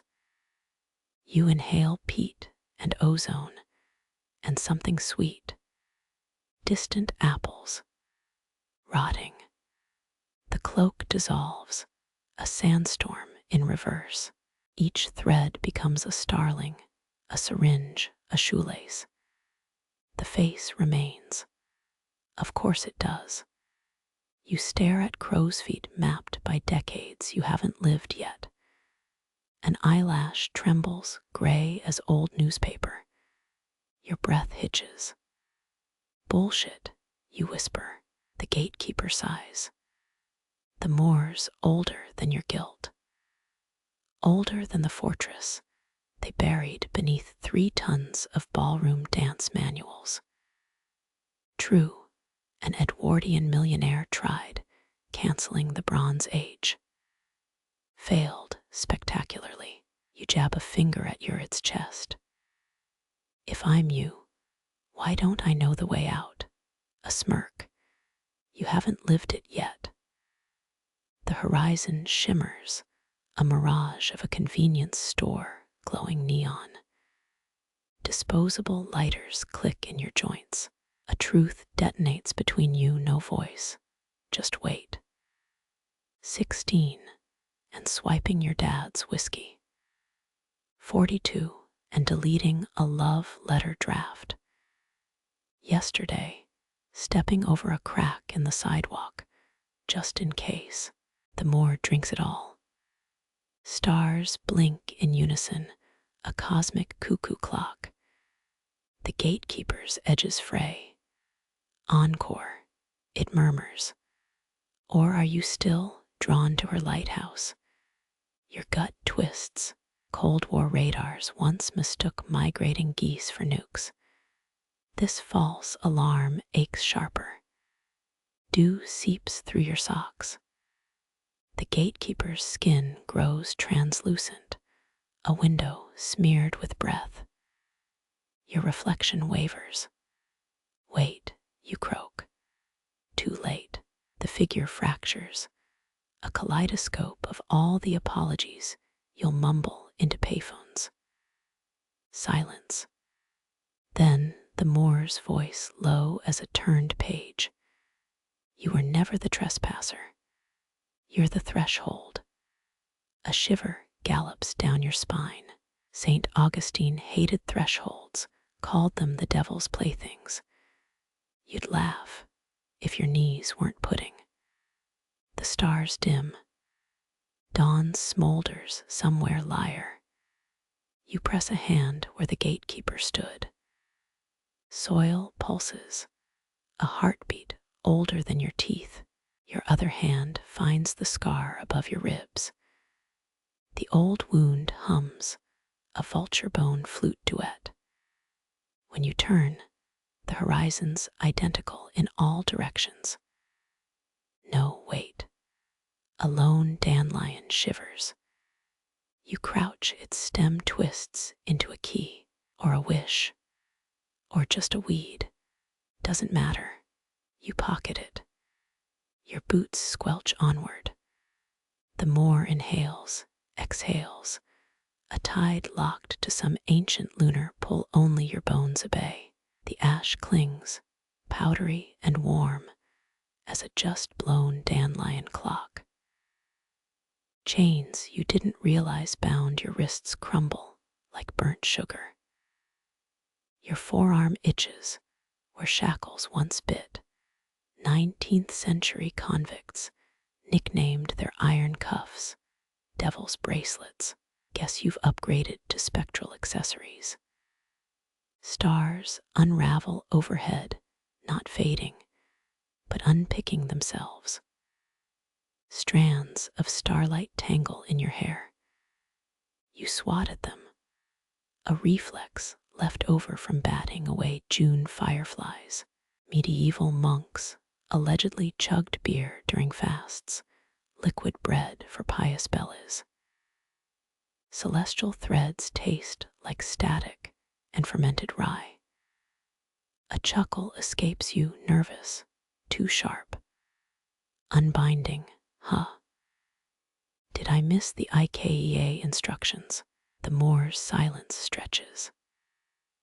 Then, a sound like 1,000 scrolls unfurling. The stars stitch downward, seamstress needles threading your shadow to the heather. You stumble, your left foot sinks into soil, your right into the exact spot where Apollo 11 planted its flag. Moondust smells like gunpowder and regret. The dandelion key burns in your pocket. You fish it out, its stem now fused with a tarnished St. Christopher medal. Historians still argue whether the Margate Marshes housed a Bronze Age oracle, but no one debates the stickiness of religious kitsch. You jab the hybrid key into the air. It snags, a hidden latch clicks. Night fissures, ribbons of void peel back blacker than black, the color of a TV screen mid-static. Your ears pop. Pressure builds, a subway train rushing through a tomb. You recall Roman curse tablets, lead sheets scrawled with rage, rolled and nailed to temple walls. This feels louder. A thread of starlight loops your pinky. Tug, you obey. The more tilts grass becomes ceiling, then floor, then a Mobius strip of twilight. Motion sickness patch needed, you mutter. No one laughs, not even the ghost of that one college roommate who quoted Kafka during keggers. The dandelion key glows, edges blurred like a Vaseline-smeared lens. You squint. Shapes coalesce, a willow tree weeping Mercury, a well stacked with human teeth, a carousel horse mid-melt. Surrealist bingo. Your stomach lurches. 17th century sailors mistook manatees for mermaids. You'd kill for that level of delusion right now. The key twists on its own. A sound rips through you, cellos played with bone bows. Shadows scatter. Ahead, a door materializes. If door means the screaming face of your third grade math teacher. Ms. Kowalski's chalk-dusted mouth stretches wide enough to drive a hearse through. Passphrase, she hisses, quadratic equations spiraling from her nostrils. You freeze. The gatekeeper's voice ghosts through your molars. Say the thing you never mailed. Your throat tightens. June 7th. Voicemail. Laundry hum. You hiss. I wish I'd picked up. The math teacher door implodes. Splinters reform into a footbridge spanning an abyss. Planks creak, each one a trimmed fingernail. You step on a cuticle and gag. Below, murmurs rise, arguments in dead languages. A scholar once reconstructed Etruscan grammar from wine jug graffiti. This feels pettier. Midway, the bridge shudders. A figure blocks your path, you, age 8, holding a sparkler. Don't, they say. The sparkler dies. Smoke curls into the exact shape of your first kiss. You step through the haze. It tastes like pennies and subway platform wind. The far side of the bridge crumbles. You leap too late. Gravity grabs your ankles. Then stars. 1,000 threads loop your wrists, hauling you upward. Your shirt tears. Cold air licks the scar above your ribs. 34 stitches, bike crash, sophomore year. The nurse wore onion perfume. You dangle. The threads hum old lullabies played on dental floss. Above, the cosmos knits itself anew. Polaris becomes a button. Orion's a zipper. Cassiopeia. Velcro. Cute, you wheeze. Someone should have told the ancients their gods were just haberdashery. The threads snap. You fall not downward, but through. Layers peel. Flickering streetlights. A hospital waiting room. The scent of your mother's meatloaf. The dandelion key melts, a golden puddle in your palm. Mongols carried fire-making tools in hollowed-out apples. You've got worse snacks. Impact. You're kneeling on the Moor again. The key's gone. Your hands clean. No ash, no scars. Stars blink innocently.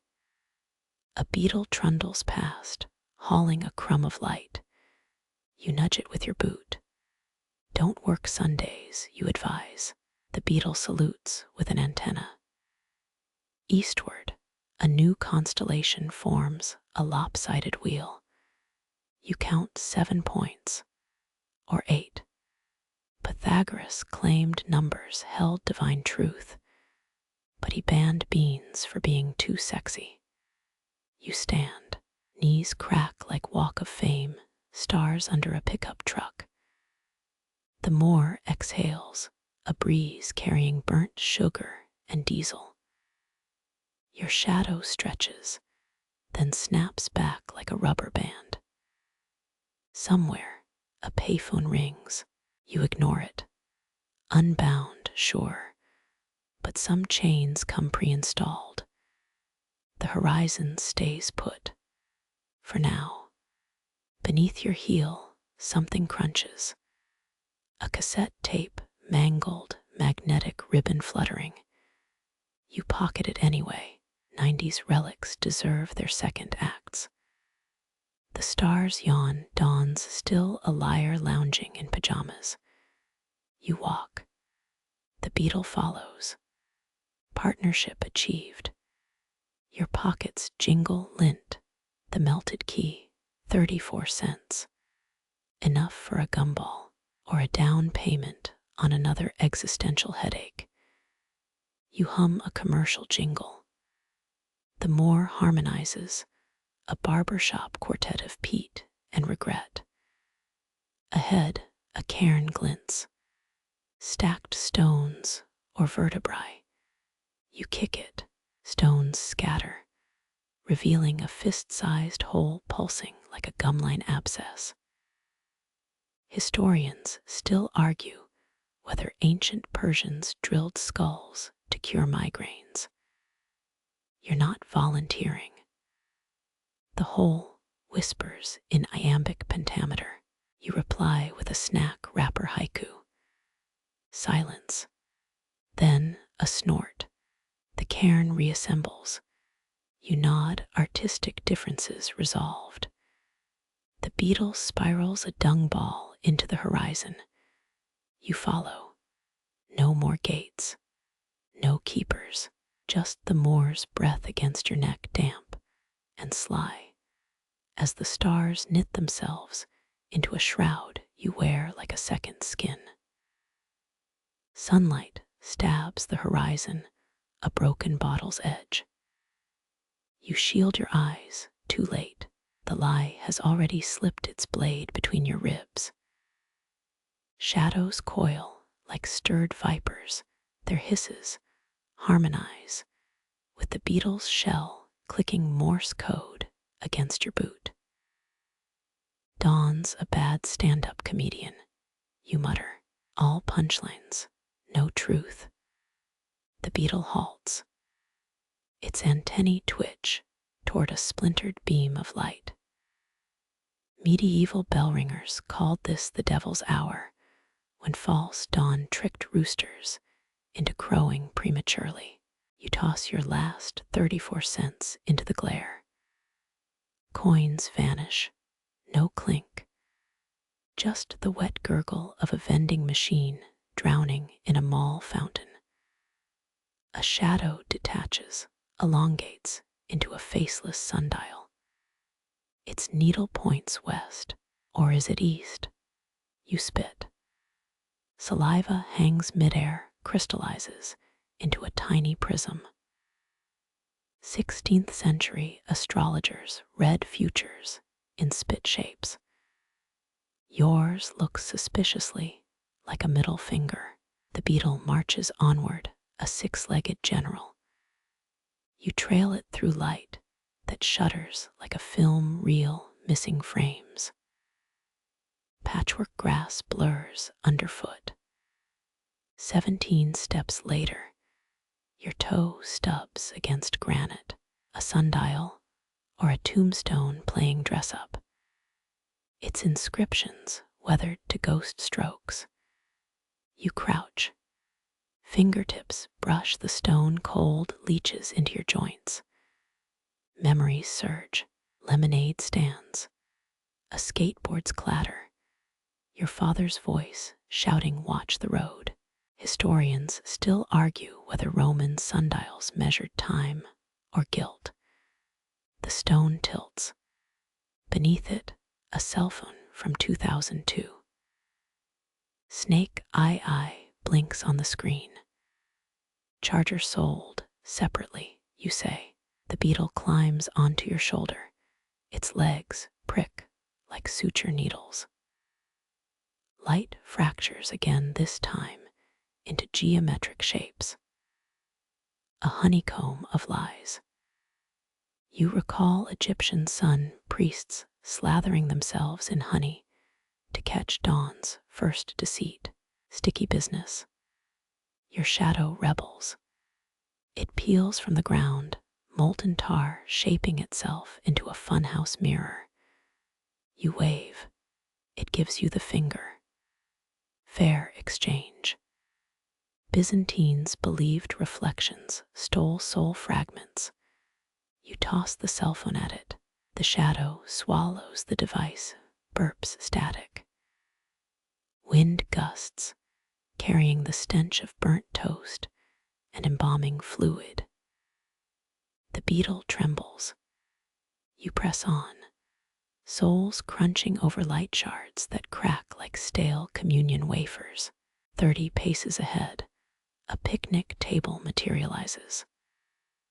The checkered cloth bleeds upward into the sky, dyeing clouds plaid. A teacup sits askew. Steam curls, spelling run in cursive vapor. You sip anyway. Liquid courage tastes like flat Dr. Pepper and printer ink. 5-star Yelp review, you croak. The cup shatters.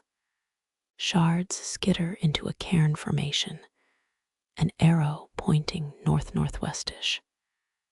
The beetle buzzes, its wings a high-sea tremor. Shadows congeal into a cage around you. Bars warp, become the ribs of some colossal beast. You duck through them. Skin snags on metaphysical cartilage. Blood beads, black and iridescent. 19th century mediums called this ectoplasmic rent. You call it bad interior design. Daylight spasms. The sky peels back, a theater curtain revealing papier-mâché stars. Harsh laughter echoes. You flick off the void. Classic response to existential stagecraft. The beetle flees into your collar. Smart move. Pythagoreans believed numbers could tame chaos. You've got lint and existential dread. A crack splits the earth, halting inches from your toes. You peer down. Subway tiles glint far below, Art Nouveau patterns swirled with chewing gum fossils. A train whistles. The tracks smell like wet pennies and Cheap Trick's greatest hits. You step back. The fissure seals, leaving a scar of molten asphalt. Your shadow reappears limp, dragging itself like a wounded dog. You toss it the last coin from your pocket. 34 cents won't buy closure, but maybe a pack of metaphor gum. Light dims, false dawn retreating with its tail between its legs. True night seep through the cracks. Stars reknit themselves slowly, like a Nana cross-stitching spite into a Christmas sampler. The beetle emerges, shell polished to obsidian. You nod, partners in grime. Eastward, the horizon hardens, concrete beneath a makeup smear of pink. Your knees pop as you stand. The Moor exhales, dew settling like resigned glitter. Somewhere, a shovel strikes stone. Archaeologists once found a Viking sundial that worked on cloudy days. You've got a beetle and a headache. The cell phone buzzes in your shadow's gullet. You kneel. Static hisses a lullaby all along the watchtower. The beetle gnaws a microchip from the air. Breakfast of champions. You pocket the static, might come in handy. Shadows yawn, stretching cat-like. Sunlight's last gasp glazes the heather, a varnish of desperation. You kick a pebble. It arcs, becomes a swallow, becomes motel room dust. The beetle trills. Together, you walk into night's slim truth, the sky stitching itself whole behind you, one crooked star at a time. The door sighs open, hinges creasing air like a finger drawn through candle smoke. A scent slinks out. Burnt sugar and Tyrian purple, dye worth its weight in Roman gold. You step through, grass crunches underfoot. Not snow, not glass. Pure metallic sheen rolling to the horizon. Field grass glints like Elvis's hair in a Vegas spotlight. Impressive, given the total absence of wind. Your shadow hesitates at the threshold, edges fraying like old cassette tape. Coward, you mutter. It flips you off before dissolving into the doorframe. Smart move. 17th century mystics claimed silver grass fields were where angels went to launder their halos. You're banking on less celestial dry cleaning. Each blade rings when touched, middle C, with a whisper of tinnitus. Your boot disturbs a cluster. The vibration travels up your spine, settles in your molars. Dentists in ancient Nineveh filled cavities with ground silver. You suddenly miss your fluoride rinse. The horizon wavers, a heat mirage made of liquid mercury. 5 steps in, your pockets feel lighter. You check. 34 cents have turned to ash. Poetic and illegal under 4 separate currency laws. A rustle snakes through the grass. No, through the grass sounds. Decibels twisting into something biological. Salutations. Defiler. You freeze. The voice comes from everywhere. Roots. Air. That one stubborn pimple behind your ear. A shape coalesces.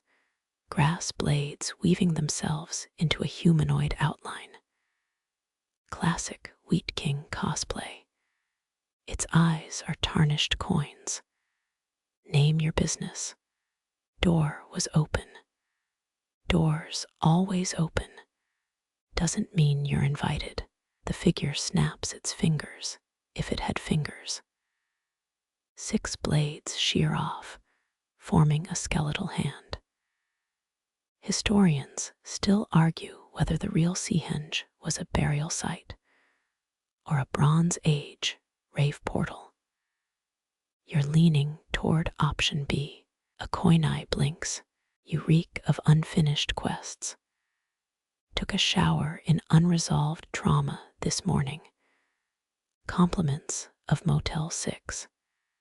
The figure tilts its head. Grass creaks. Prove you're more than a meat sack with trust issues. You fish out the beetle. It's munching on a microchip from earlier. Got a bug. Ah, approval colors the air like cheap air freshener. The last honest scribe. The figure dissolves into a ribbon of silver, slithers around your wrist. Cold seeps in. 4th century Venetians believed frostbite was memory theft. You're suddenly nostalgic for sunburns. The grass eases aside, forming a path.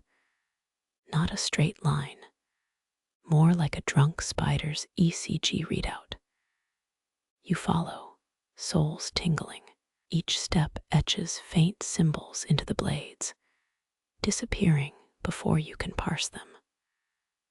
Overhead, stars start rearranging constellations, forming a crude stick figure, flipping double birds. Ahead, a stone well, not stone, petrified silence. Peering over the edge, you see your reflection. Then your 3rd grade teachers. Then a koala's. 18th century aristocrats hired hermits to live in their gardens as living ruins. This feels similar, but with more existential vertigo. The beetle launches into the well. A splash echoes, if a splash could sound like a theremin dropped downstairs. Ripples spread. Grass flattens, revealing a mosaic. Tesserae shift under your gaze. Napoleon losing Waterloo, then winning, then opening a crepe stand. History's a buffet here, all you can eat, 0 calories. Wind finally stirs. Your hair lifts, but the grass remains rigid. A line of droplets appears midair, marching toward the horizon. Follow the breadcrumbs, you mumble. If Hansel had a trust fund and daddy issues. One droplet pauses, extends a tiny middle finger. Point taken. Time gets stretchy. Your watch melts, hands pooling into a chrome puddle. Byzantines measured hours by how long incense sticks burned. You measure it by how many times you've questioned your life choices. Current count, 17. The field ends abruptly, edges curling like burnt parchment. Ahead nothing. Not void, not sky, the visual equivalent of white noise.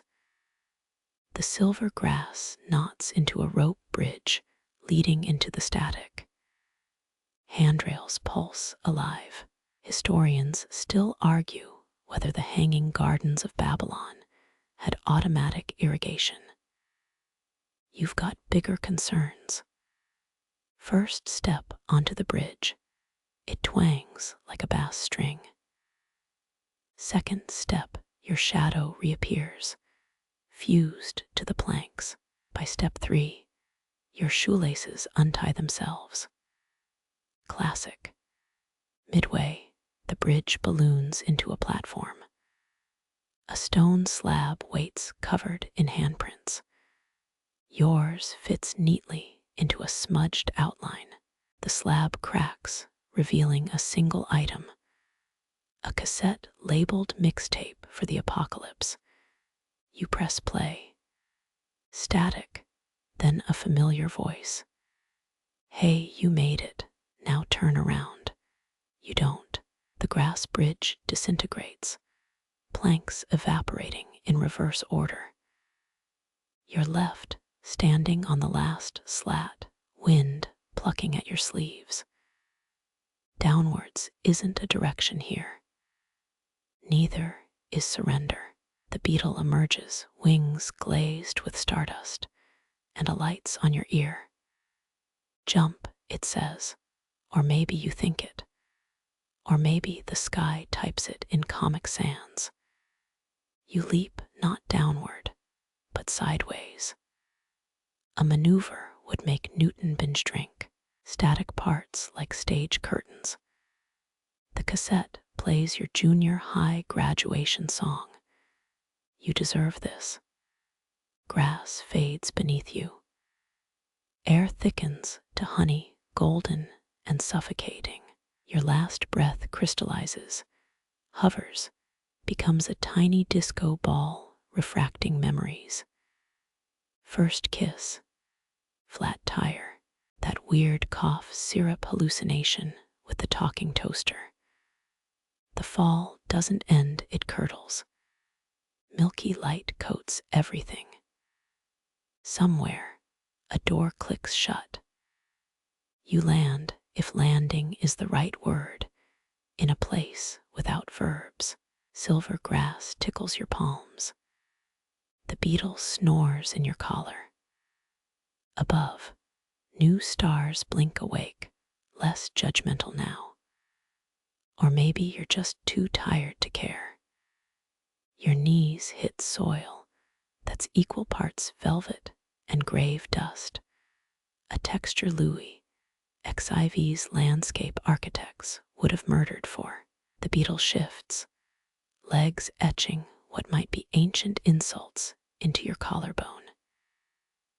You press your palm down hard, earth hums, a bass line resonating with the marrow in your femurs. Something bubbles up through the dirt, not liquid, not song, a sensation like finding money in an old coat. Vows trickle from your pores, whispered promises gone sour as 16th century milk. They soak into roots that glow faintly, veins of molten amber threading the dark. The Gatekeeper materializes, a silhouette cut from star charts and static. Their cloak swirls with dead languages, Phoenician marketplace, haggles, Aramaic lullabies, hieroglyphic tax receipts, one hooded nod, and you remember 3 summers ago, patching a childhood bike tire under this exact constellation pattern. Coincidence? The universe's junk drawer runs deep. Terms, their voice splinters, some syllables landing in your left ear, others in 1823. You open your mouth, but your breath coils into shapes instead. A question mark, a hanged man, a crude doodle of a duck, the Gatekeeper sighs, a sound Microsoft Sam would envy. Verbal contracts won't stick here. Try again and skip the waterfowl. Closing your eyes helps. Your spine straightens, posture channeling a Victorian fern collector mid-discovery. Words rise unbidden vows, barnacled with sailors' slang and half-recalled trigonometry. The soil drinks them greedily, releasing a scent like burnt sugar and exam anxiety. Above, the beetle moon winks, its craters rearranging into a QR code. You resist the urge to scan it. 8th century alchemists believed moonlight could pickle regrets. Results varied. A root snakes around your wrist cold as a mortuary slab and squeezes once. Terms accepted. The Gatekeeper's form blurs, edges feathering into comet trails. Historians still argue whether Charlemagne's oath-swearing rituals included actual blood or just really committed vibe checks. You get both, copper tang flooding your tongue as stardust calcifies in your tear ducts. Their parting gift, a single key warm and squirming like a newborn mouse. You pocket it. 17 seconds later, trust us. You count. The key morphs into a startled beetle. The circle's closed. Maybe. Cynics note Kafka never owned a roly-poly farm, a factoid historians sidestep at conferences. Wind kicks up, carving runes into the soil between your boots. They read, abide, persist. Please remember to water Gary in accounting. The Gatekeeper's gone now, only their echo lingers. Watch the horizon. It likes to cheat. Dawn flexes, streaks of tangerine light pretending to be benign. You know better. Reality's a stagehand here, swapping backdrops when you blink. The beetle crawls into your sleeve, trails a mandible down your pulse point. A reminder, a threat, free acupuncture. You exhale a breath that took 4 decades to perfect and rise. Sodden grass clings to your knees, releases with a sound like Velcro divorcing Velcro. Somewhere, a pocket watch buried in WWII rubble finally stops ticking. Equilibrium, overrated anyway. The field stretches on silver blades rippling under false sunlight. You walk, not toward anything, not away, just walking. Each step leaves a temporary fossil, ghostly footprints dissolving like aspirin in bad champagne. By noon, if noon existed here, you've invented 7 new curse words and a passable chili recipe. The horizon yawns, resettles, dares you to sprint. You decline. Victorian flower dictionaries claim silver grass symbolizes delay of inevitable truths. Those might just been love notes scribbled by bored botanists. Shadows lengthen, stretching into the shape of a threshold you'll cross later. Or earlier, time's a knit scarf here dropped stitches, and all the beetle snores, rhythm sinking with the heartbeat of something vast and dormant underfoot. When the first star reappears, smirking like it knows the Wi-Fi password, you finally stop. Palms up, head back, lungs full of air that tastes like borrowed seconds. The pact thrums in your veins, a second pulse knitted from every promise you'll keep and break and remake in weaker moments. Night deepens, cradling the Moor in a way that feels almost maternal. Almost. You exhale a breath that becomes a shiver along the grass sea and begin the watch anew. Somewhere beyond the stars, a cassette tape clicks again, and plays. The cassette's warble thickens, a sound medieval horologists tried to pin down with escapements and verge foliates. Never quite caught it. Monks swore those ticks held divine arrhythmias, saints' heartbeats trapped in iron. You're pretty sure this one's playing a warped cover of Total Eclipse of the Heart. The Moor agrees. Grass shivers in time to the chorus. Night's not a phase here, it's a vocation. You settle into the watch, spine against a lichen-crusted menhir colder than attacks auditor's smile. Beetle number 6, or is it 7? Trundles up your sleeve. Private joke. This one's named Charlemagne. Crown him with a clover stolen from 732 AD Battle of Tours Souvenir's. Stars perform their ritual dimming on cue. One winks, a paparazzo flashing cosmic gossip. Remember the 1893 Chicago World's Fair. Its Ferris wheel could fit 7 of these skydome skirmishes. You hum Edison's failed wax cylinder jingle. The beetle hisses, either critique or indigestion. Air tastes different now, hints of peat smoke and printer toner. Your breath sketches shapes only moonlight can translate, a lopsided pyramid, a treble clef, a middle finger aimed at entropy. Historians still argue whether the swallowtail storm of 1588 was a meteorological event, or Elizabeth I's bad mood made manifest. You've seen her doodles in the margins of state papers, mostly cats wearing ruffs. A root nudges your boot, reenacting the Boston Tea Party with twigs. Thanks, you mutter, real subtle.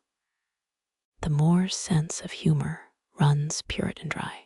Your pocket buzzes, the beetles practicing Morse code. Why do we bother? Good question, tiny overlord. Do seeps through your jeans, a sensation Gutenberg's apprentices would have sold their left quill for. Your phone's been dead since the Cretaceous period, but muscle memory thumbs a phantom tick-tock feed. The beetle side-eyes you judgment only an arthropod can muster. Yeah, you sigh. Rotate crops. Heard it before. Clouds fracture, moonlight spills like oversteeped chamomile. You count breaths, 84 since the last star realignment. Textbook sleep hygiene, minus the eldritch Moor part. Somewhere below, tectonic plates play mahjong. Tiles clack, a billion-year shuffle. A moth the size of a Zippo lands on your knee. Its wings hum frequencies that once guided lost Viking ships. True fact, Icelandic sagas mention wool-stealing night butterflies as big as sheep. This one's passive-aggressive dusting scales on your knuckles like unpaid bills. The horizon pulls its oldest trick, rippling into a fata morgana of your childhood porch. Swing creaks, lemonade sweats, mom's voice calling through screen doors. You blink, it's just the grass again, swaying like a drunk Foucault's pendulum. Beetle Charlemagne headbutts your thumb. Focus, mortal. Wind scriptwriters take liberties. Tonight's draft carries Shakespearean insults. All pox-bladdered this, and naughty-pated that. You wonder if we'll ever ghost-road for tornadoes. Probably. Man needed side hustles. The beetle writes a sonnet in your palm, iambic larvae. Dawn's a no-show. Surprise. Twilight's on overtime here.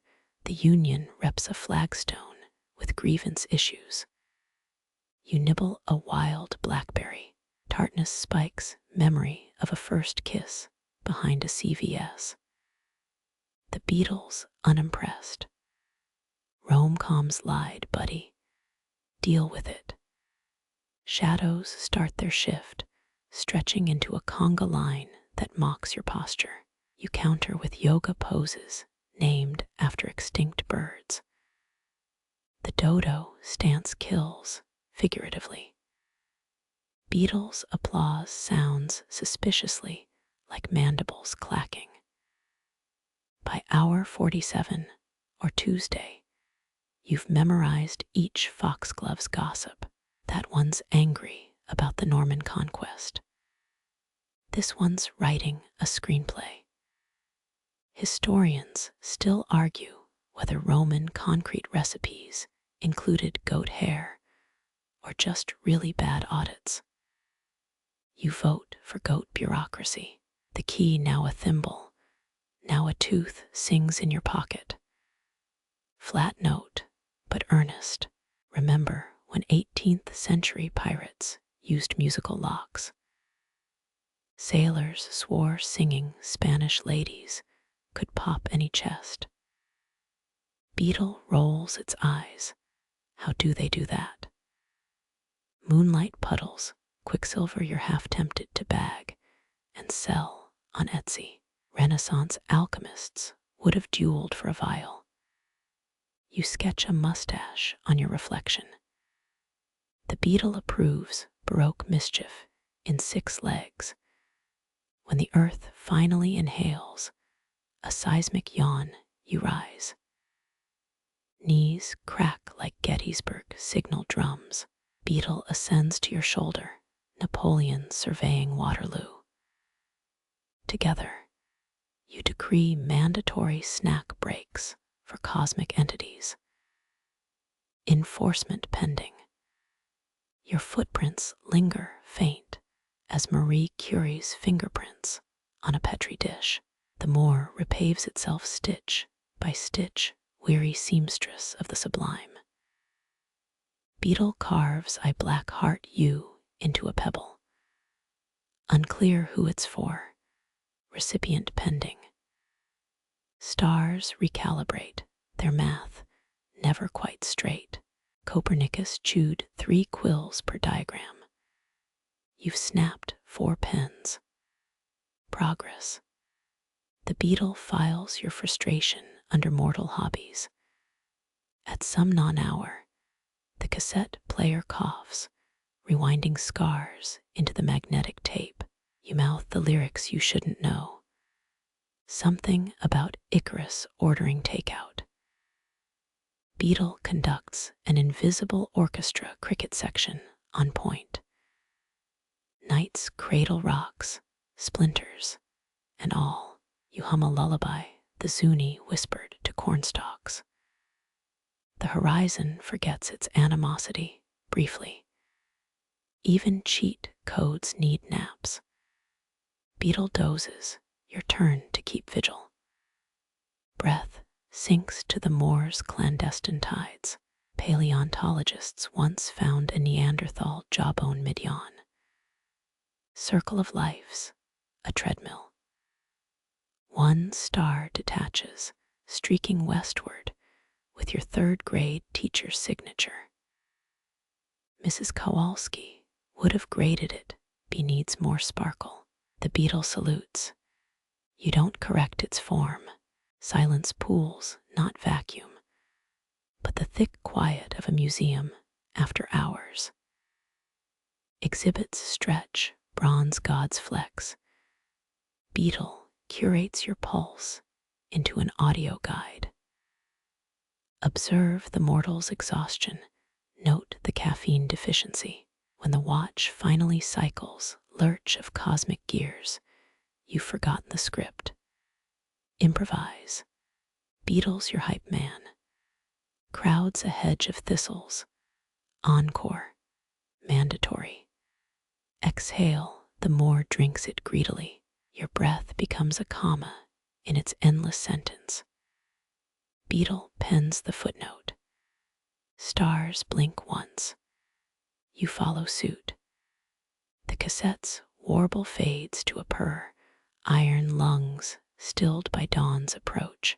Your shoulders sink, moss cradling bone, as the Moor exhales its nocturnal secrets.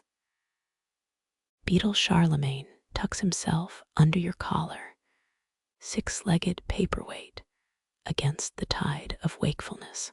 Stars dim to smudges, chalkboard equations half erased by a tired hand.